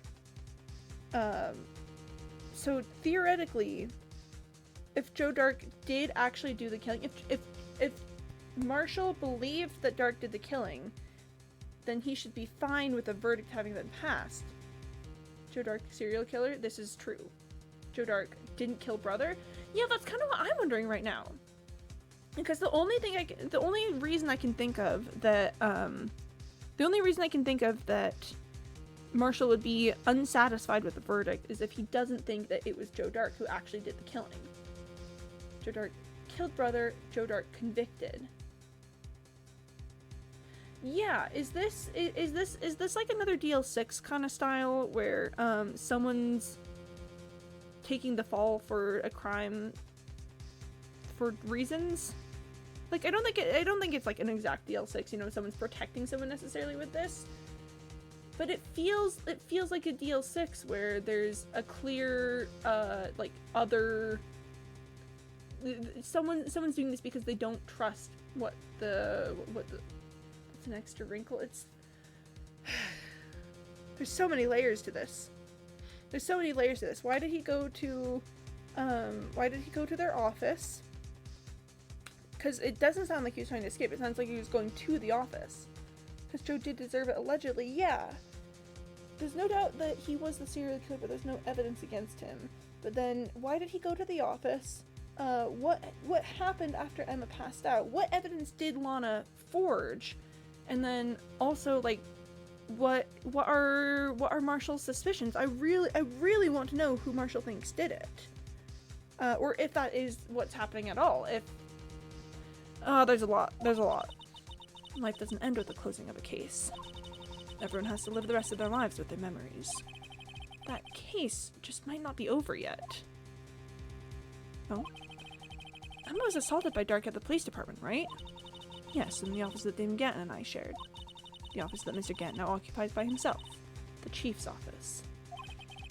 Maybe we should have a look at the chief's office, the site of the final SL9 murder. Yeah, that's sus. That's so sus. That's so incredibly sus. Okay, yeah, I think Criminal Affairs Department. February 24th, Police Station, Criminal Affairs Department. I don't see Detective Gumshoe anywhere. Things seem kind of quiet around here today. You're right. The Chief of Detectives seems the same, though. Why don't we go look for some other people to talk to? Right. We can come back here later. Really quick, I just wanna... That man must be the Chief of Detectives. He's staring at the screen so hard it might shatter. What? Dark case may have been fabricated. That's what I thought all along. I just never bothered to tell anyone. Now there's a guy who cares about his work. Yeah, we also always gotta check what this guy's doing. That must be one of the detectives. He's mumbling something to himself. That's it. The villain used a time machine. Very clever indeed. That would explain the alibi. The future might not be so far away after all. He's not writing a report. He's writing a novel. Creepy little thing. So this is the police department. Wow, I can talk. So this is the police mascot, is it? The Blue Badger, the future star of the police force. The design's a little changed from the one outside. Well, the dancing Blue Badger team is still under development, you see. You have it trademarked? Absolutely. It's cutting edge stuff. Very now. I showed this doll here to my daughter and she burst into tears. Don't show her the moving mock-up outside, then you'll give her nightmares. Okay, that's probably all that we're gonna get from here. So let's move to police department entrance. February 24th, police department entrance. Howdy, Bambina. Oh, Mr. Marshall. The kids love it. Oh, I expect him to be playing a visual novel. You know the kids. The kids, they love a good trademark. Those kids with their trademarks and whatnot. Oh. I never thought things would turn out this way when I woke up this morning. Que sera. You never know where life will lead you, eh, Bambina? I apologize if I butchered that pronunciation. I should have known my luck had run out when old Billy dried up this morning. Billy? Must be his pet cactus. Say, where are you headed? Just over to the prosecutor's office for a little interrogation. It's a voluntary appearance, but we all know I won't be coming back. Sorry, but you can't go in the evidence room today, partner. But, Mr. Marshall, why did you do it? Why do prospectors head west? If ever there was a case I needed to know the truth about, it was that one. Before you turn yourself in, Mr. Marshall, would you mind telling us exactly what happened? Looks like I won't be getting a steak lunch today. Well, let's talk really quick about things. Quincy Morris? What? Quincy Morris? What? Huh? What? Huh? Someone was fishy about that trial from the beginning. It wasn't just me either. All the detectives thought so. What do you mean, fishy? Some of the facts reported were inconsistent with the evidence we found. For example, the murder weapon. Oh, from Dracula, there's only one cowboy. I need to read Dracula. That's something I'm supposed to be keeping up on. Oh, right. No, I've seen things. I've seen people being like, "Oh boy, the cowboy." They really. People will really just have a cowboy show up. People will really just be writing something and then just a cowboy will appear. You know. They'll just be like, and then I think at this point, I think what we need is a cowboy. And to be honest, I think they're kind of valid for that. I do think that more media just needs a random cowboy in it. Like what am I supposed to do? Not want a cowboy in everything? Love a Western pog. Western, so cool. For example, the murder weapon. The murder weapon? You mean that switchblade knife with the broken tip? Yeah, I'm big sus about that. That was Joe Dark's alright. But in the initial autopsy report, a question was raised. Those gosh darn autopsy reports. A question? The blade of the knife was not a perfect match with the wound the victim sustained. What does that mean? It means there's a good chance that knife was not the murder weapon. However, in the report that was finally submitted, that possibility had been erased. Could the facts have been concealed with forged evidence? Yeah, if Lana could just tell us what exactly she forged. If Lana could just tell us what exactly she forged. That case left behind scars on all of us. The scars that the SL9 incident left behind. We'll talk about that in just a second. We'll talk about Prosecutor Marshall. I got the looks, but he got the brains. He's one of the best prosecutors around. I just made detective when it went down. It was our first case together. How old was he, your brother? He was 27 at the time. Finally, someone who's insanely young. Do you guys know that Phoenix is like 22 right now, right? Like that's definitely not old enough to be a detective, or not to be an attorney. He might be 26. He might have been 22 earlier. I don't remember what age he is, but he's very young to be an attorney. He's very young to be an attorney, and Edgeworth is as well. Yeah, hold on, cause Freddie, thank you for the Rickroll. Much appreciated. Good on ya for that one. It's a good spot for it. Now, how old is Phoenix in this game? Because he and Edgeworth were like 10 years old at the time of DL6, and it's like 15 years later, so yeah, like 25 or 26, which is crazy young to be an attorney. But pop off. So 27 is still like it's young, but it's at least like kind of decent, you know. I'm still much appreciated for the reminder. We love Freddie's still alive moment. He was awarded the highest honor that very day, the Highest honor? You mean the king of prosecutors? I knew it. What are you looking at me like that for? That's an honor for a prosecutor.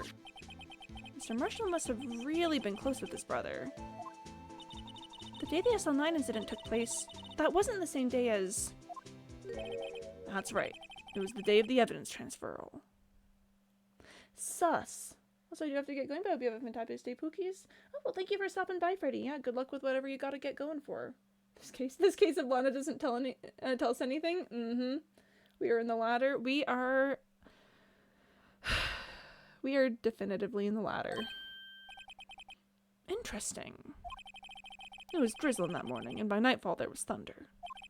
I can't believe 2 years have gone by already. I tried to steal the evidence so the case wouldn't die.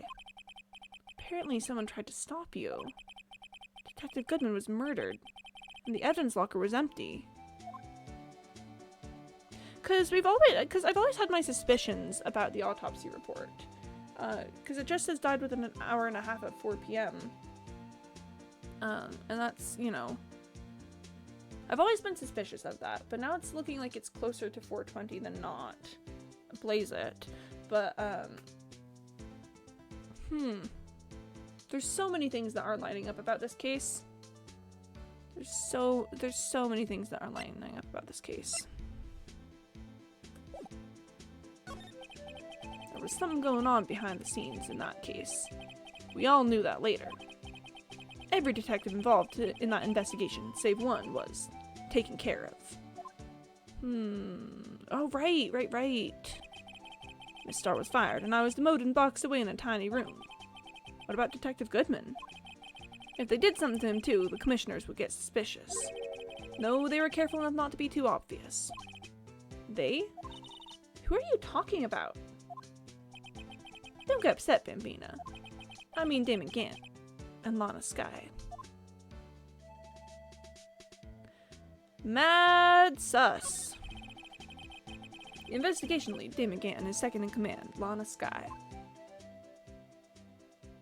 There wasn't a person on the force who hadn't heard of that duo. That case was the biggest step in both of their careers. After the case ended, Lana transferred to the prosecutor's office, right? Yeah, Damon Gant, the new chief of police, arranged for that to happen. She's never been the same since she left. Everyone who knew her said so. Chief Prosecutor Skye was totally different when she was a detective. Now that he mentions it, Emma said something like that too. Tell me, what happened to my sister? Sorry, Bambina, but her secret is too well guarded. I never found out. Lana's secret.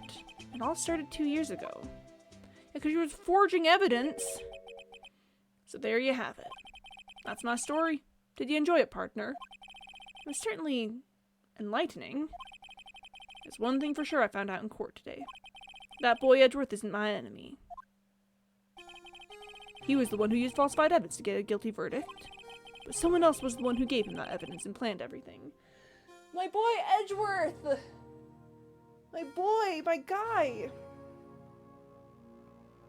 No, I'm so upset. I'm so upset about Lana forging evidence and giving it to Edgeworth. Because those accusations have dogged his entire career.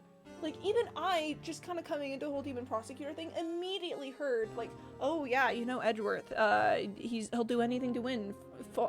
Forge evidence, falsify reports, whatever. And no, I'm not going to pretend Edgeworth is a saint, because he's anything but. In our early experiences with him, you know, we're very clearly, yeah, that guy's got something sus going on. But, like, it wasn't him. It actually happened, but it wasn't him. And Lana Skye hasn't been the one having to deal with this. It's been Edgeworth. And I'm really mad about that. Legitimately. That's so scummy. To not just, falsifying evidence is already bad. But then, pushing the fallout of it onto someone else. I'm genuinely upset with her about that. I've probably already read this, but I'll do again. Someone else was the one who gave him that evidence and planned everything. That someone is Damon Gant. Oh wow. Oh, direct accusation.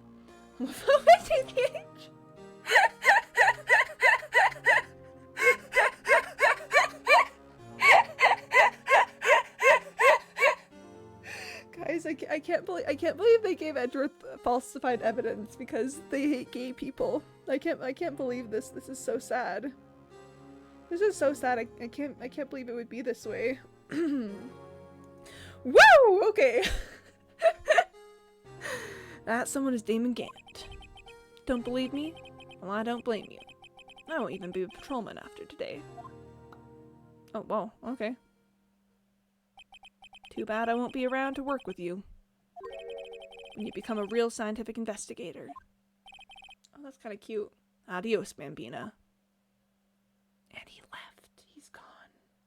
What? Can't believe they're homophobic. I can't believe that they're homophobic, so they gave Edgeworth false evidence and had the accusations of a dog his entire career. I can't believe this.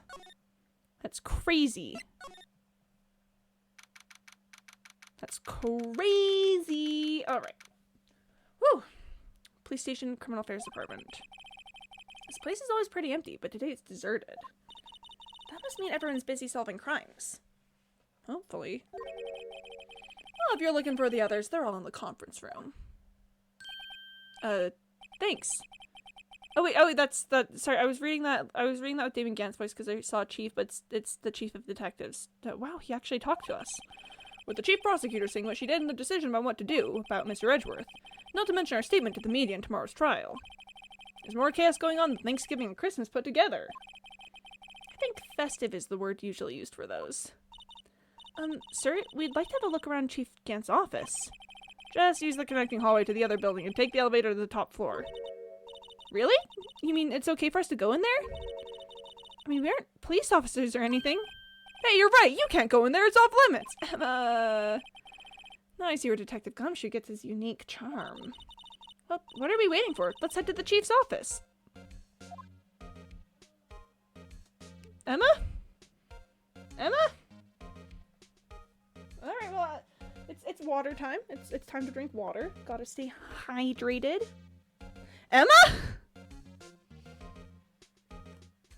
My goodness gracious me, things are getting kind of funky out here.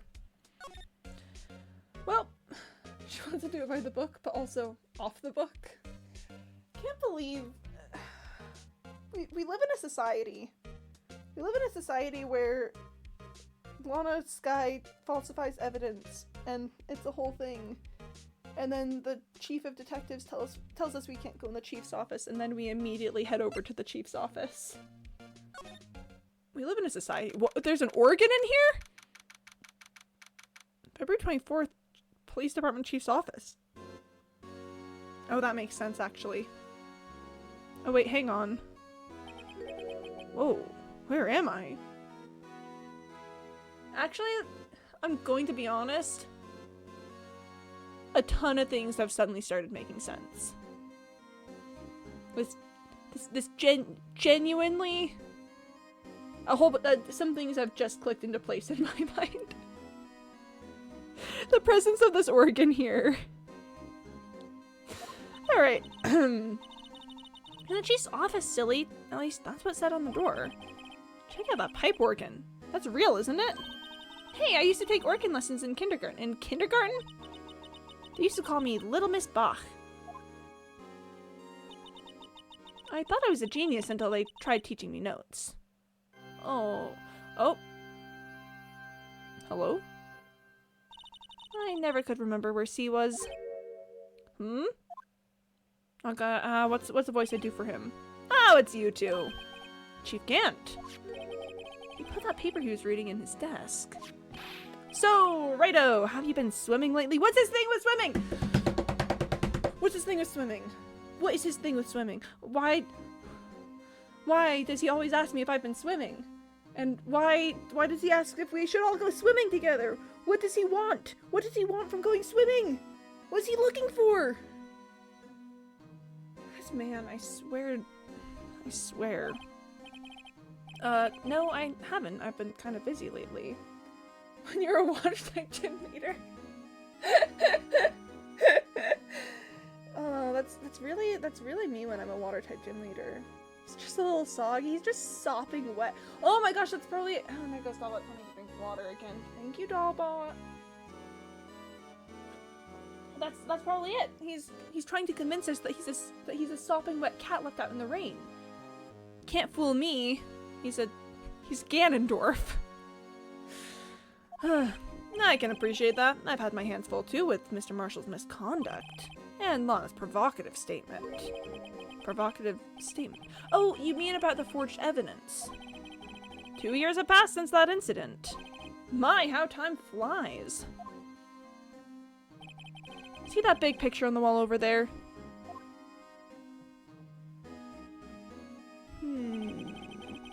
That's a picture of Lana kneeling me. What's going on with this suit of armor? Oh! Guys! Whoa, whoa, whoa! Vase spotted! What is it? The unstable vase. Unstable vase spotted. So this is Mr. Marshall's brother, Prosecutor Neil Marshall. Cowboy. Family portrait. Family portrait of I had something I was going to say there, and it has entirely fled my mind. Family portrait of nerds! Got him. Okay. We took it to commemorate our work together. Something's not right with this picture. Vase spotted! Vase spotted! I can't quite seem to put my finger on it, though. Can't team picture added to the court record. Vase spotted! I can't. Anyway, I'd like to reminisce all day, but there are matters that need my attention. I'm going to look up here, so let's go out together.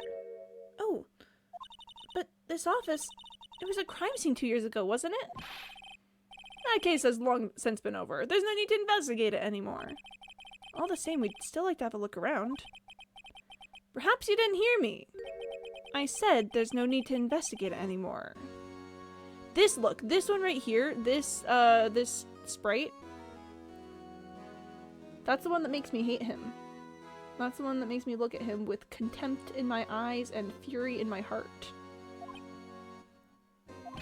Now hurry up and get out. I have a meeting to attend. I wanted to look around. Looks like we aren't welcome. It seems that case isn't over with yet after all. What do you mean? Chief Gant denied our request to search the crime scene. That means there must be a reason he doesn't want us looking around in there. It's giving Frog the look. It is, but like bad Frog. Like frog that I don't like. You mean like a clue? There's got to be a way we can get inside the chief's office. There's gotta be a way we can get inside the chief's office. Okay, first things first actually. First things first is I want to inspect this. It's not letting me look at it properly, but vase spotted. Also, Chief of Prosecutor's award. I want to compare that to the one that Edgeworth got. There's a sword on it. The sword is missing. Do you guys see that? No sword on this one. But when we look at this, there's a sword there.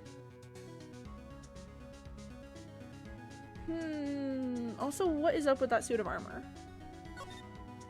Why is it blocking Lana's view? Could they not have taken the portrait anywhere else where there wasn't a sword just randomly blocking part of the view of Lana?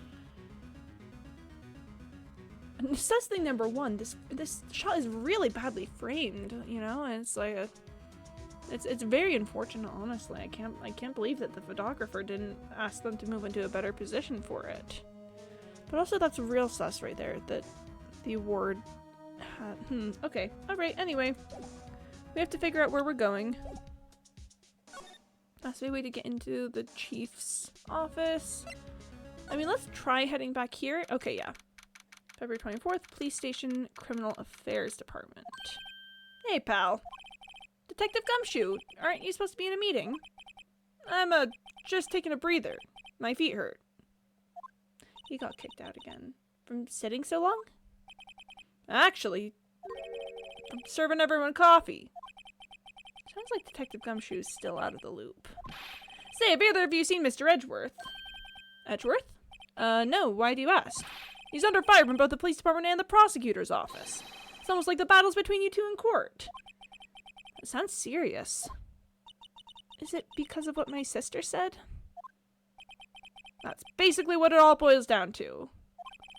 That falsified evidence 2 years ago. Now Mr. Edgeworth has the whole world after his blood. Come shoot my beloved. Why does he have paper on his chin? Wait, he has paper on his chin? Yikes. Oh, I think it's meant to be like a band-aid. Like he cut himself shaving or something. But he always has it on his face, so it's like he always cuts himself at the same spot shaving, which, to be honest, actually legitimately does sound like a gumshoe thing to do. Like, I'm not gonna lie. That's straight up a gumshoe type beat, you know? He would 100% do something like that. Let's talk. Edgeworth's crisis. But why would Edgeworth be blamed? It's not like he knew the evidence was forged. Lana Skye's the guilty party here, isn't she? Ooh. Sorry, Emma. Regardless, the prosecutor is responsible for the evidence they present in court. Not only that. As you know, there have been a lot of rumors going around about Mr. Edgeworth. Edgeworth and that little face he makes. The little, I'm smarter than you and I'm about to prove it. Why do they make him like this? Why do... Stupid little face. His amazing talent as a prosecutor has kept him safe from those who don't like him. But now with this... Are there really so many people who hate him? In our world, only those with talent rise to the top. Mr. Edgeworth not only has that, but he's young. There's no better recipe I know of for making enemies. Hey Dick, keep up the good work! Yes, sir! Let's go out for lunch again sometime, my treat! Yes, sir! You gotta take me back to that joint sometime, okay, Dick? Yes, sir! Seems you don't have any problems with enemies. Yeah, 'cause he's Gumshoe. Who could hate Gumshoe? Yeah, well, I'm careful not to stick out. Anyway, I'm a bit worried about him. Nah, I gotta get the voice. Anyway, I'm a bit worried about him. Under all this pressure, I'm afraid Mr. Edgeworth just might crack. Let's talk about the SL9 incident. Actually, I took a look at the file earlier while the coffee was brewing. He seems genuinely concerned for Edgeworth. Yeah, me too. Well, did you find out anything? The only evidence Dirk left behind was during his final attack. Yes, please, please, please tell me what the evidence is. His outfit color palette is on point. He's so darling. I'm a big Gumshoe enjoyer. He's just a little guy. His final attack, you mean when he killed Prosecutor Marshall, who was trying to protect some girl. It was Emma. She's right here. Me. It seems Detective Gumshoe never realized Emma was the girl. That's when he left the most incriminating evidence of all. Well, what was it? Oh, let's see. I think it had something to do with the murder. No! Tell me! Tell me! No, I forget. Look, it's all written in your summer, okay? His powers of recollection never failed to impress. Maybe we should show him the murder weapon. It might jog his memory. Please. Okay, let's talk about Dark's crimes and then let's show him the murder weapon. Joe Dark was 42 at the time of the crime. He was just your run-of-the-mill businessman. A businessman? What made him take to serial killing? On his way home from work, he hit someone with his car. With his car? So, it was an accident? An accident, yes, but transformed him into an animal. An animal? Killed the man that witnessed the accident. Then he killed a lady who saw the second crime. Kid walked by just then, so he killed him too. And when he was burying the bodies, Jogger came upon the scene and was killed as well. Finally, he turned himself in. What? This is... That's a sequence of events. 100% a sequence of events that happened. Seems he was a pretty careless animal. Of course, this is all conjecture. There wasn't a single shred of evidence. He turned himself in! So, he turned himself in... Yes, but in the middle of his questioning, he fled and murdered his final victim. Prosecutor Marshall. That crime was witnessed by someone too, but luckily Dirk was arrested on the spot. It's a good thing that last witness wasn't killed. What the heck? That last witness. Okay, so you're telling me that this guy kills someone, kills someone else, kills someone else, kills someone else, kills someone else, kills someone else, turns himself in. We don't have any evidence. What? What? That's a plot of American Psycho, I think. Plus J. Ah! We live in a... The court system is broken. Kills a guy. Kill someone, kill someone, kill someone, kill someone, kill someone. I did it, officers. Sorry, there's no evidence. We can make no convictions. Okay. Okay. Alright. Yeah, no worries. No worries. Okay, Emma. Alright, well let's... Anyway, you want to see the murder weapon, King? You want to take a look at the murder weapon? About this. Wait, is that... That's a tag attached to it, the label SL9 incident on it. I believe this would be the broken murder weapon you were speaking of? I mean, cop behavior TBH? No, that's so true, actually. No, that's so true. Hey, what are you doing with that? Ever since that case was closed, that knife's been locked away in a locker. On the day Detective Goodman was murdered, this suddenly disappeared from the locker. And was found in Mr. Edgeworth's car muffler. That's it! Now I remember what that incriminating piece of evidence was. When you showed me that knife, it all came back to me. Yeah, right, Gumshoe. What is it, Detective? Quick, before you forget again! Murder weapon. This knife. It was Joe Dark's, wasn't it? That's right. We traced it back to the store he bought it at, plus it had his fingerprints on it, too. But no one actually witnessed him using it to murder anyone, right? That's where his luck ran out. When you take a good look at the knife, you'll see it's broken. You don't have to take a good look to notice that. Yeah, well, anyway. Take a guess where the broken off tip of the knife was found. That's what did him in. Where was it? The victim, Neil Marshall, was carrying it. Inside his own body. It was found deep inside the stab wound. Did it match Dark's knife? You bet! Down to the last fiber. That's pretty conclusive. Autopsy report out of the court record. 7 black died from punctured heart and lung. A knife tip was in the wound.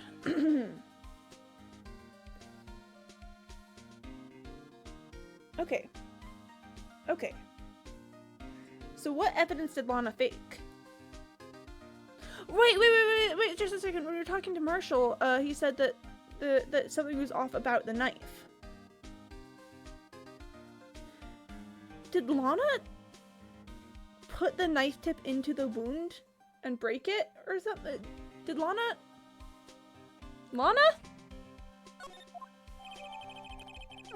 Switchblade knife updating the court record. Switchblade knife that's broken tip was found in the victim's body belonged to murderer Joe Dark. Well, there you have it in a nutshell.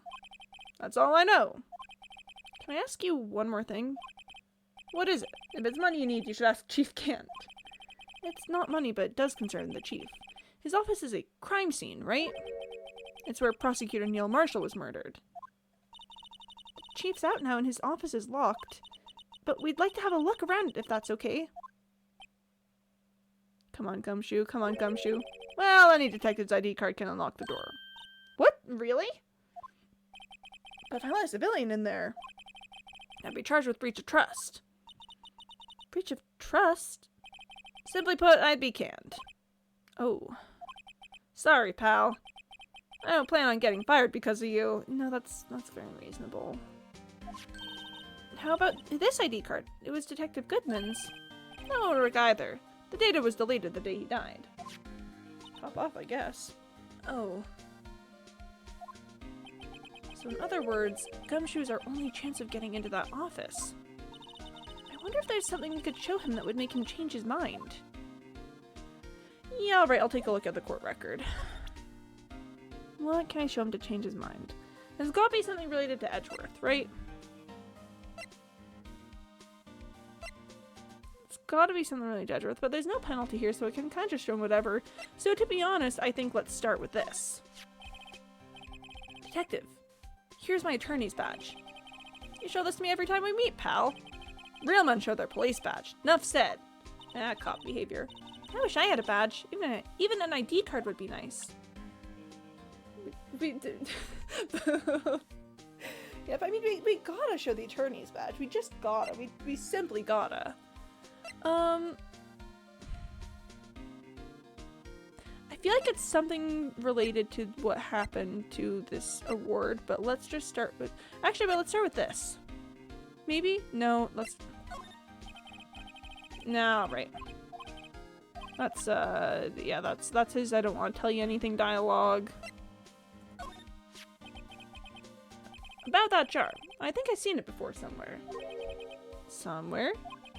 Or maybe it's one of those memories people have from previous lives. This must be the most uninformative detective I've ever met. Something about it makes me feel uneasy.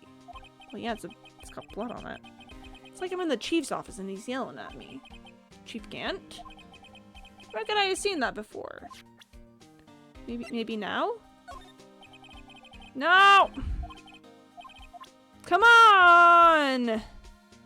Okay, alright. Okay, no, it's fine. Okay, it's okay, it's fine. Let's just try this. Hey, that's it! That's the King of Prosecutors Award that Mr. Edgeworth got the other day. Were you at the award ceremony, Detective Gumshoe? Of course, pal. I got an award for diligence myself. Oh no, we've already heard this dialogue. Congratulations. I was wondering, why is the award a shield? And why is it broken? Oh, there's a reason. Or, I'll tell you what it is later. Apparently, he's forgotten. Ah! Okay. Something connecting Edgeworth to whatever is going on. I mean, I could show him this. Just see if being like, but Edgeworth is involved would do something about it. We can just try. I've been setting up on those files. There's nothing wrong with Mr. Edgeworth's presentation. I think people are accusing him of injustice. I, for one, ain't buying it, pal. You're looking into the case for Mr. Edgeworth? Yeah, it was a pretty big deal while it was going on, you know. After all, the serial killer was on the loose. But Lana was pretty clear in her confession. She forged evidence in order to prove Joe Dart guilty. I don't know if that's gonna do it, don't know if that's gonna do it, don't know if that's gonna do it. Something here is gonna convince him to— Oh, yes, okay! Something about Edgeworth, this— Yep. No! Come on! No, clearly this connects Edgeworth to something sus with Gant. Okay. This game, I tell ya. We've already shown him that. Alright,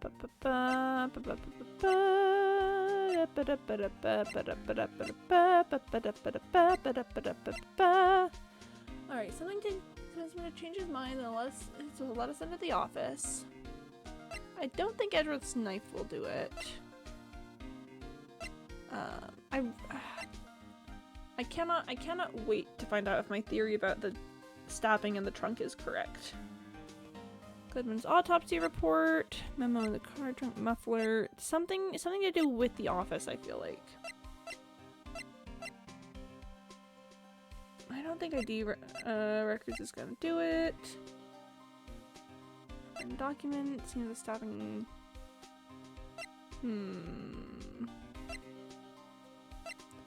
Tried this, and this, which are most of our things about the about the case. We just barely got Neil's autopsy report. Yeah, no.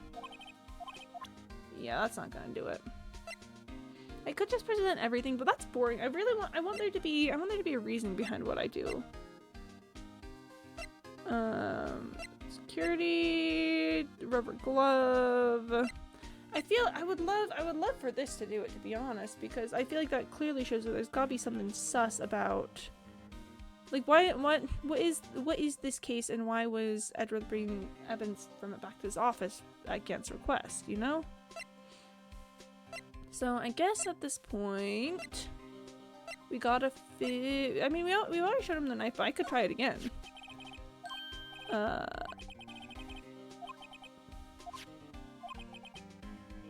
Yeah, that's yeah, we've already seen this. We already saw that. Victim's shoe. No testing fluid. ID card record. I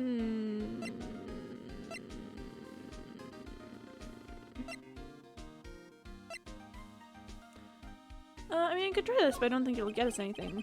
Yeah, no, that's just, that's his I don't want to talk to you dialogue. We can present the blue badger. This guy almost made us lose the case today. What are you talking about? He was guarding the bloodstain on that Evans locker with his life. That's more than you can say about most officers nowadays. It would have saved us a lot of trouble if he hadn't guarded it so well. I have to admit, he's right though. Thanks to the blue badger, we were able to prove another possibility today. Possibility that another murder took place prior to 5:15 p.m. Let's see. I mean, I could try the ID room record. I don't think it's gonna do it. That's the ID card record, isn't it? Oh? Yes, there's only one number left to investigate. It's the ID card record, really? At 4:20 p.m. Oh, that's right, because 7777, all the sevens can only belong to a higher up. So that's why it's important for me to check the office. The victim, Detective Goodman, must have entered the evidence room along with someone else. Someone with an executive officer number. 777-777-77777. That's one 7 too many, Detective. An executive officer. I might just have a hunch. Can I talk about anything with that? No? Oh, okay. So that didn't do it. But perhaps now that we've talked about that, we can do something with the rest of this. Nope, he doesn't wanna. Nope, doesn't wanna talk to me. Doesn't wanna talk to me. Let's see. What would you like to see and talk about? Oh, lost item report, huh? Very impressive, Detective. You knew it was right off the bat. Well, I am a master of misplacement, you know. Master, that has such a cool ring to it. The way I see it, if things are meant to be lost, then they're meant to be lost. There's a higher power at work here. Wow, a higher power. Maybe I shouldn't let Emma hold any evidence.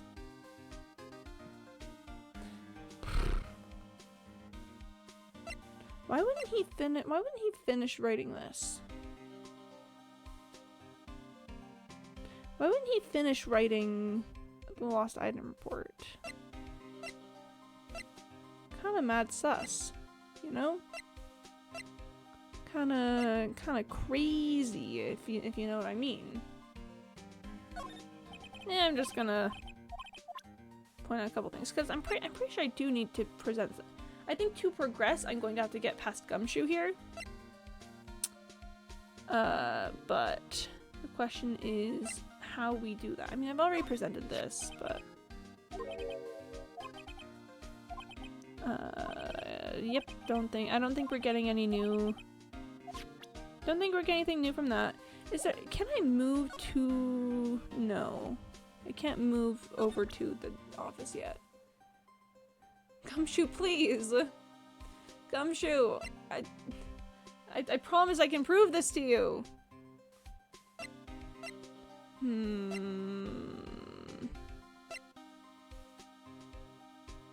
See, this is also sus to me. This is big sus because Emma doesn't recall. When we talked to Emma about it, she said that she didn't remember hearing anything from Lana's side of the call. So that makes me really, really suspicious about, you know, was this call made to Emma or was this call made to someone else? And then she called Emma to, you know, because it only saves the last number called. So if she called someone else and then needed to like hide that number, then it makes sense if she called Emma if she had her on speed dial or something. But I don't think that's gonna be helpful here. Gumshoe, what do you want to see? What do I have to tell you to make you let me into to make you let me into the office? Let me just.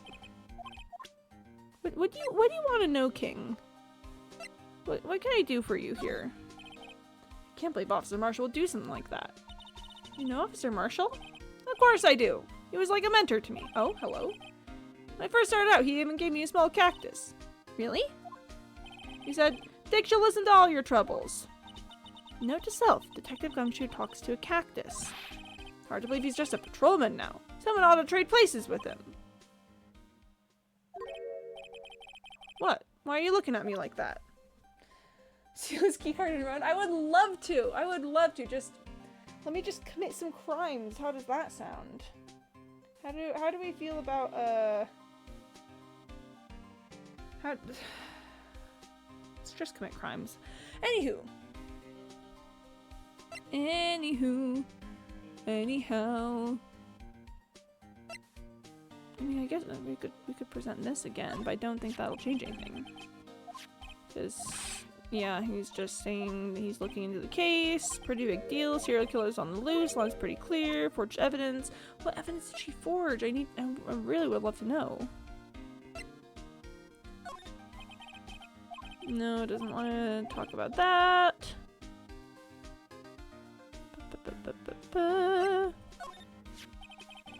Found Mr. Edgeworth's car. Stopped with Mr. Edgeworth's knife, huh? What would drive Chief Prosecutor's guy to do such a thing? Oh, we've already heard this dialogue. This is, yep. That's that. Yep, we've already heard that.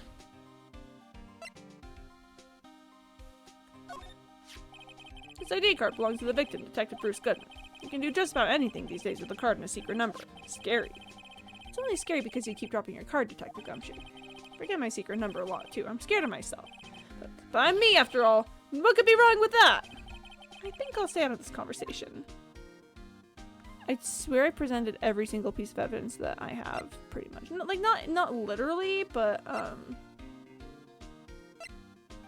sheesh.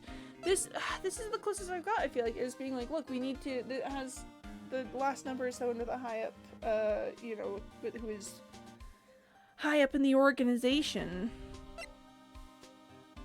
But, I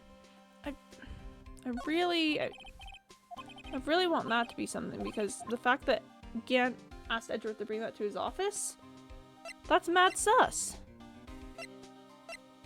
Okay, so I'm pretty sure I've done pretty much everything here, except have I? Nope. Nope. Don't think it's this. Okay, but that fingerprint match. Besides, there's no reason for the murderer to touch his own locker. Hey, wasn't your locker the one with the blood on it, Detective? Handprint of the real murderer's gloved hand, without any fingerprints. Shh! If they come to arrest me, you'll defend me, won't you? If that happens, I think you'll do better pleading with Edgeworth. Ah, Gumshoe! Gumshoe!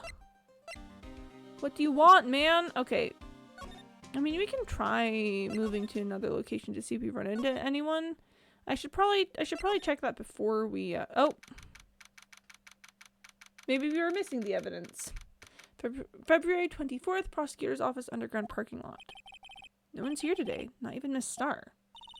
Everyone's probably busy looking into what exactly went down in the evidence room. That must be where the detectives are. But we proved in court today that on the day of the crime, no one was murdered in the evidence room at 5:15 p.m. Yeah, I thought we were finally making some headway in our case. But instead it looks like we just end up making Lana look even more guilty. Hang in there, Lana. I've got to find all the answers by tomorrow. Can we talk to Edgeworth? I'd love to talk to Edgeworth. I would love to talk to Edgeworth. February 24th, High Prosecutor's Office, room 1202. I wonder if Edgeworth is back yet. There he is! It looks like he's writing something. What are you doing here? He sure was quick to throw that paper on the floor. I want to look at it. Tough day in court, huh? Humph. I've had to live the past 2 years with rumors flying around. What's another allegation to me? You doing all right, King? You're doing that face that you made when you were telling me about your father's murder. You doing all right, man? Cheer up, Mr. Edgeworth. I'm rooting for you. That's Edgeworth for you. Always trying to hide his real feelings. So, what do you want? Unlike some people, I don't have all day.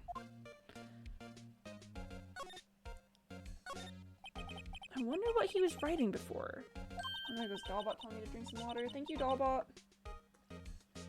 Come on, Mr. Wright, let's take a look. Are you crazy? Edgeworth is sitting right there. Just distract him. I'll check it out. Hey, Edgeworth. Is that Detective Gumshoe at the window there? Oh no, he's falling to the ground. Hold on. First, let me see what this girl's doing crawling around my feet. Oh no, Emma really just went for it. He didn't even look. What? If you're having trouble reading, I'll read it for you. It says, letter of resignation. Edgeworth. Resignation? Edgeworth, you don't mean... I'm tired, right? I feel as if something inside me has died. No! And he was... Oh, guys, he was doing so well this trial. He was doing so well this trial with pushing on some of the... He and I were working so well together, and he was... It really felt like he was trying so hard to find the actual truth instead of just trying to, you know, prove murder and whatnot. Cause in the past, you know, he's been like, no, I'm going to fight all the things that you, I'm gonna fight all the things that you're trying to do to prove this case. Clearly, we don't need to listen to this witness, yada yada yada, whatever. But in this case, he's been pushing on things, and like we've kind of been working together, but now like the falsified evidence. But Mr. Edgeworth, none of it is your fault. I know the path I've walked. You don't need to tell me. And the path I've walked hasn't been a just one. I can't forgive myself for what I've done. And no one else should forgive me either. Uh-oh. I think he's serious. Mr. Wright, please, you have to do something. This letter of resignation, I wonder if I can use it for anything? Ah, Gumshoe. Edgeworth's discarded letter of resignation. He's serious. Letter of resignation put into pocket. That's really sad, actually. After he got this stupid award, too. He won such a prestigious award. Why would he just leave it on the couch? Okay, drama queen. Affectionate. Listen, he's my drama queen. He may be a drama queen, but he's my drama queen, and I'm gonna indulge him in his gay little tantrums. Yeah, you think you want to shut this thing off more than that giant suicide? Okay, we've already seen this dialogue. I want to see if it changed. What is it? This is the King of Prosecutors Award, right? Of course it is. You know that. I saw something today that looked like this somewhere. Oh, okay, that is, okay, wait, hang on, this is new information. Something that looked like that? Yeah, only different. Now, where was that? It was... She's right, something's amiss here. Maybe I should show Edward the item. Wow, okay. Didn't expect anything to actually come of that, but here we go. We've already looked at that, and we've looked at most of the things in his office, to be honest. And I don't think anything other than that might change from the, from the whole thing. Gant's office! Gant's office! The picture from Gant's office! There's no excuse for what I've done. 2 years ago, I used false evidence to obtain a guilty verdict. That's what it all breaks down to, and nothing I can do erases that fact. But you- I think I read that wrong, but whatever. But you didn't know, did you? I mean that the evidence was falsified. The police department and the prosecutor's office share a bond of trust. If that bond is broken, we stand to lose everything. The police department's error is my error. My responsibility is the prosecutor in charge. Just finished painting my second D&D mini. Took so long. Ayo! Mini painting. I've actually never painted any D&D minis. Painting just sort of isn't my scene usually, but I think it's cool when people do that, you know, like making little guys to hold that represent the guys in your head. Kind of epic. That fact remains the same no matter what excuses I might have. Mr. Edgeworth, I take pride in my work. So tell me why. Why has it all come to this? Even Edgeworth can't keep this kind of emotion bottled up. Even Edgeworth can't keep his emotion bottled up. Let's make little guys. Yeah, you should try it. Super fun. Maybe I will sometime. Maybe, perhaps. But You know, making little guys epic, but so just Phoenix is so used to Edgeworth at this point that he's just like, oh man, even he can't bottle up the emotions. Tomorrow's trial. Are you up for the trial tomorrow? Humph. First last year's trial and now this one. Seems all you do is worry about me. Edgeworth. This new sprite that we've unlocked this case is kind of killing me. I'm not gonna lie. Let me just let me just let me just permit that term.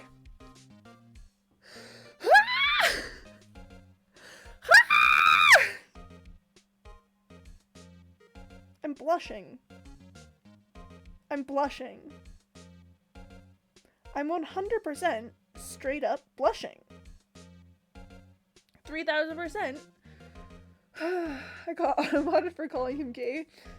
Yeah, automated went, we're gonna hold that term on the grounds of sexuality. I see gay, I say gay. Automod homophobic? Automod kinda homophobic. I don't know what to say. I just think, Guess I'm blushing. Honest to goodness blushing. This game does things to my brain. Okay. This new sprite, it's killing me. Because we've got all of his normal like grumpy face and his like turn to the side, I'm a murderer kind of face. We've got his we've got his normal like blank expression as well. This new like little half smile to the side, killing me, Miles Edgeworth. Oh my gosh, he's a little meow meow, just stuck in the rain and it's pouring outside and he's caught in a puddle that has been collecting around him. See, this face is the angry I'm a murderer face. To be honest, you're getting on my nerves. When it's about Phoenix, I swear. But Mr. Edgeworth, you can't just walk out on the trial. Tomorrow is the last day. It's too late to change prosecutors. I'll bet that's what my superiors are banking on. Fast back up, I see you, Edgeworth. Moment of vulnerability, and then we're right back into, hey, that's Edgeworth's MO. I'm me twirling my hair at this moment. That's just what Edgeworth is about. You know, I've gotten used to it at this point. I know how to navigate conversations with him. That's all. I never thought that case would come back to haunt me like this. What do you mean? The list of evidence? It seems too short. Most lists run twice as long. It's only half as long as most lists? That is odd. After Neil Marshall was murdered, I became prosecutor for that case. I may not have been a part of the investigation, but I knew what I had to do. Use the evidence I was given to prove the suspect guilty. That was really the only thing on my mind at the time. Say, we just saw a picture taken around that time. That picture? Something seems strange about it. Let's talk about the day of the crime. Let's talk about it. Could you tell us again about what happened that day? The day Detective Goodman was murdered? You were participating in a ceremony over the station, right? I've never cared for ceremonies, but I had to attend that one. Because you were awarded this? Those receiving awards can't exactly skip out on the ceremony. I finished up at the office in the morning, then drove over to the police department. You finished up at the office? Yes, just odds and ends, clerical stuff. I didn't plan on returning to the office that day. That is, until I was asked to take something back. Guys, my theory.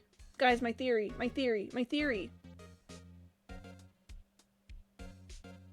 They needed Edgeworth to go back to the office. Guys, oh my gosh. Oh my gosh. Okay. He decorates his office like a grandma. He does. He's so real for that. Okay, theory time. So you know my trunk theory that they wanted that Detective Goodman was killed at the police department and loaded into the trunk of Edgeworth's car and then taken to the prosecutor's office where for some reason Lana Skye pretended to kill him, right? If he wasn't planning to go back to the prosecutor's office, but he was asked to take something back by Damon Gant, just the more pieces we get, the more I think that things keep pointing towards Damon Gant. Like, I don't think I have anything conclusive, but I'm like 90% certain that he's our murderer at this point. But the question is why? Take something back? This. Oh yeah, Chief Gant asked you to hold on to that, didn't he? Yes, it was a piece of evidence in a case that was closed half a year ago. He asked me to bring it back to the prosecutor's office. That's the story we heard yesterday. So you came back here to the prosecutor's office because the chief asked you to? That's right. Sus. Mad sus. Mad sus. Mad sus. You know, it wouldn't hurt if you put this up somewhere, like on a shelf. It has no meaning for me anymore. What do you mean, anymore? That's who I was last year. What good is it to dwell on the past? He's asking me? Yeah, Phoenix, who very famously dwelled on the past so much that he became a lawyer to talk to Edgeworth again. Yeah, give me just a sec. I am back. Why can't you just accept it graciously? Actually, something's been troubling me about this shield. Look, do you notice anything different? Different? Yeah, don't you remember? The other shield in the court record. I guess I'd represent this other shield. Yes, I would love to know. He's not cringe middle schooler anymore, he's in 9th grade now, it's different. Oh, I see. He's graduated. This picture is hanging on the wall in Chief Gant's office. Prosecutor Neil Marshall. He had just started making a name for himself. Looks like this was taken when he received the King of Prosecutors trophy. Speaking of that, there's something that bothers me. Yes? The trophy Mr. Marshall is holding. It's a little different than yours. Yes, you're right. I remember now. Remember what? That was what the official prosecutor's trophy looked like until 2 years ago. There's a story behind its design. A story? Sounds interesting. Would you mind telling it to us? It's simple, really. Contradiction. That's what the award's based on. Please, please, please, this has been bothering me for so long. This award originates from an ancient Chinese tale. In Chinese, the word contradiction is written with 2 characters. The first means halberd, and the second means shield. Have you heard this story? Me? Oh, sure. Everyone knows that. Why don't you tell it, though? For Emma's sake. Very well. Interesting. Long ago in the kingdom of Chu, there was an arms merchant. One day he presented the king with 2 items. The first was a halberd he claimed could slice through any shield or armor. The second was a shield he claimed could withstand any weapon. Wait a minute.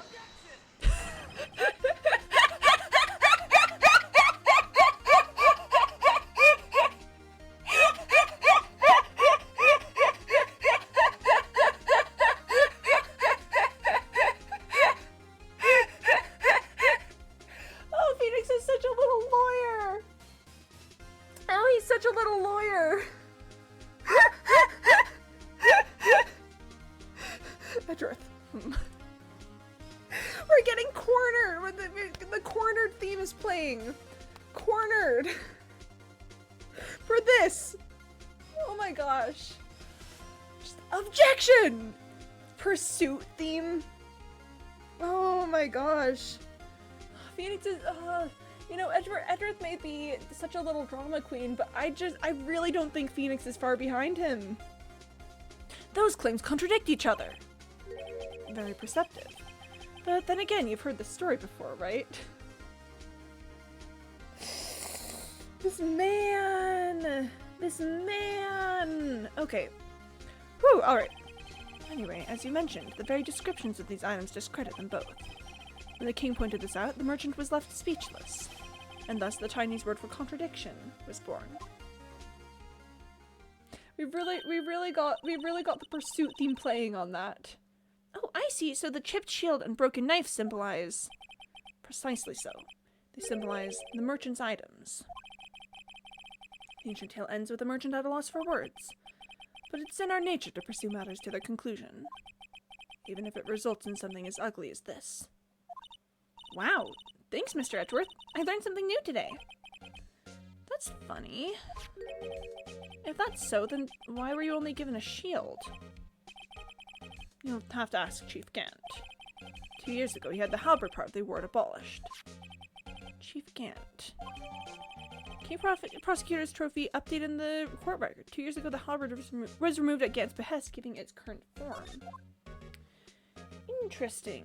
Very interesting. Well, I do have some bad news though, which is that I do think that's going to have to be the end of the stream here. So we are going to save and we'll get back to this tomorrow.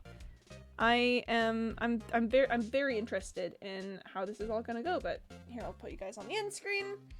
Thank you everyone so much for coming today. I hope you had a fantastic time.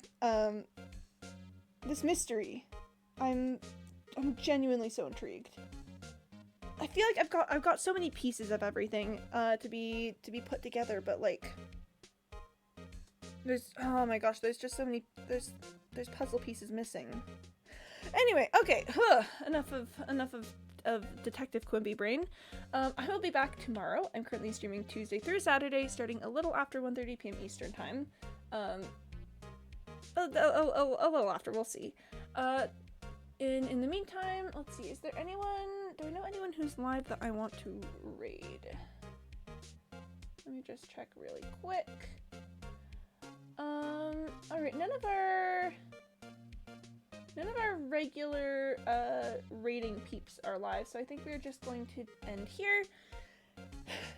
Which means, yeah, so if you guys are staying on Twitch, go find something cool to watch. If you are leaving Twitch, go find something cool to do. Everyone, make sure to take care of yourselves, you know, drink water, take your meds, get some sleep. Don't commit crimes, I guess. Well, I'm not gonna tell you not to commit crimes. Don't do murder. Murder bad. Don't murder people, and especially don't try to frame prosecutors for murder, I guess. But yeah, I'll see you guys later. Thanks ever so much. Have a great rest of your day. Bye-bye.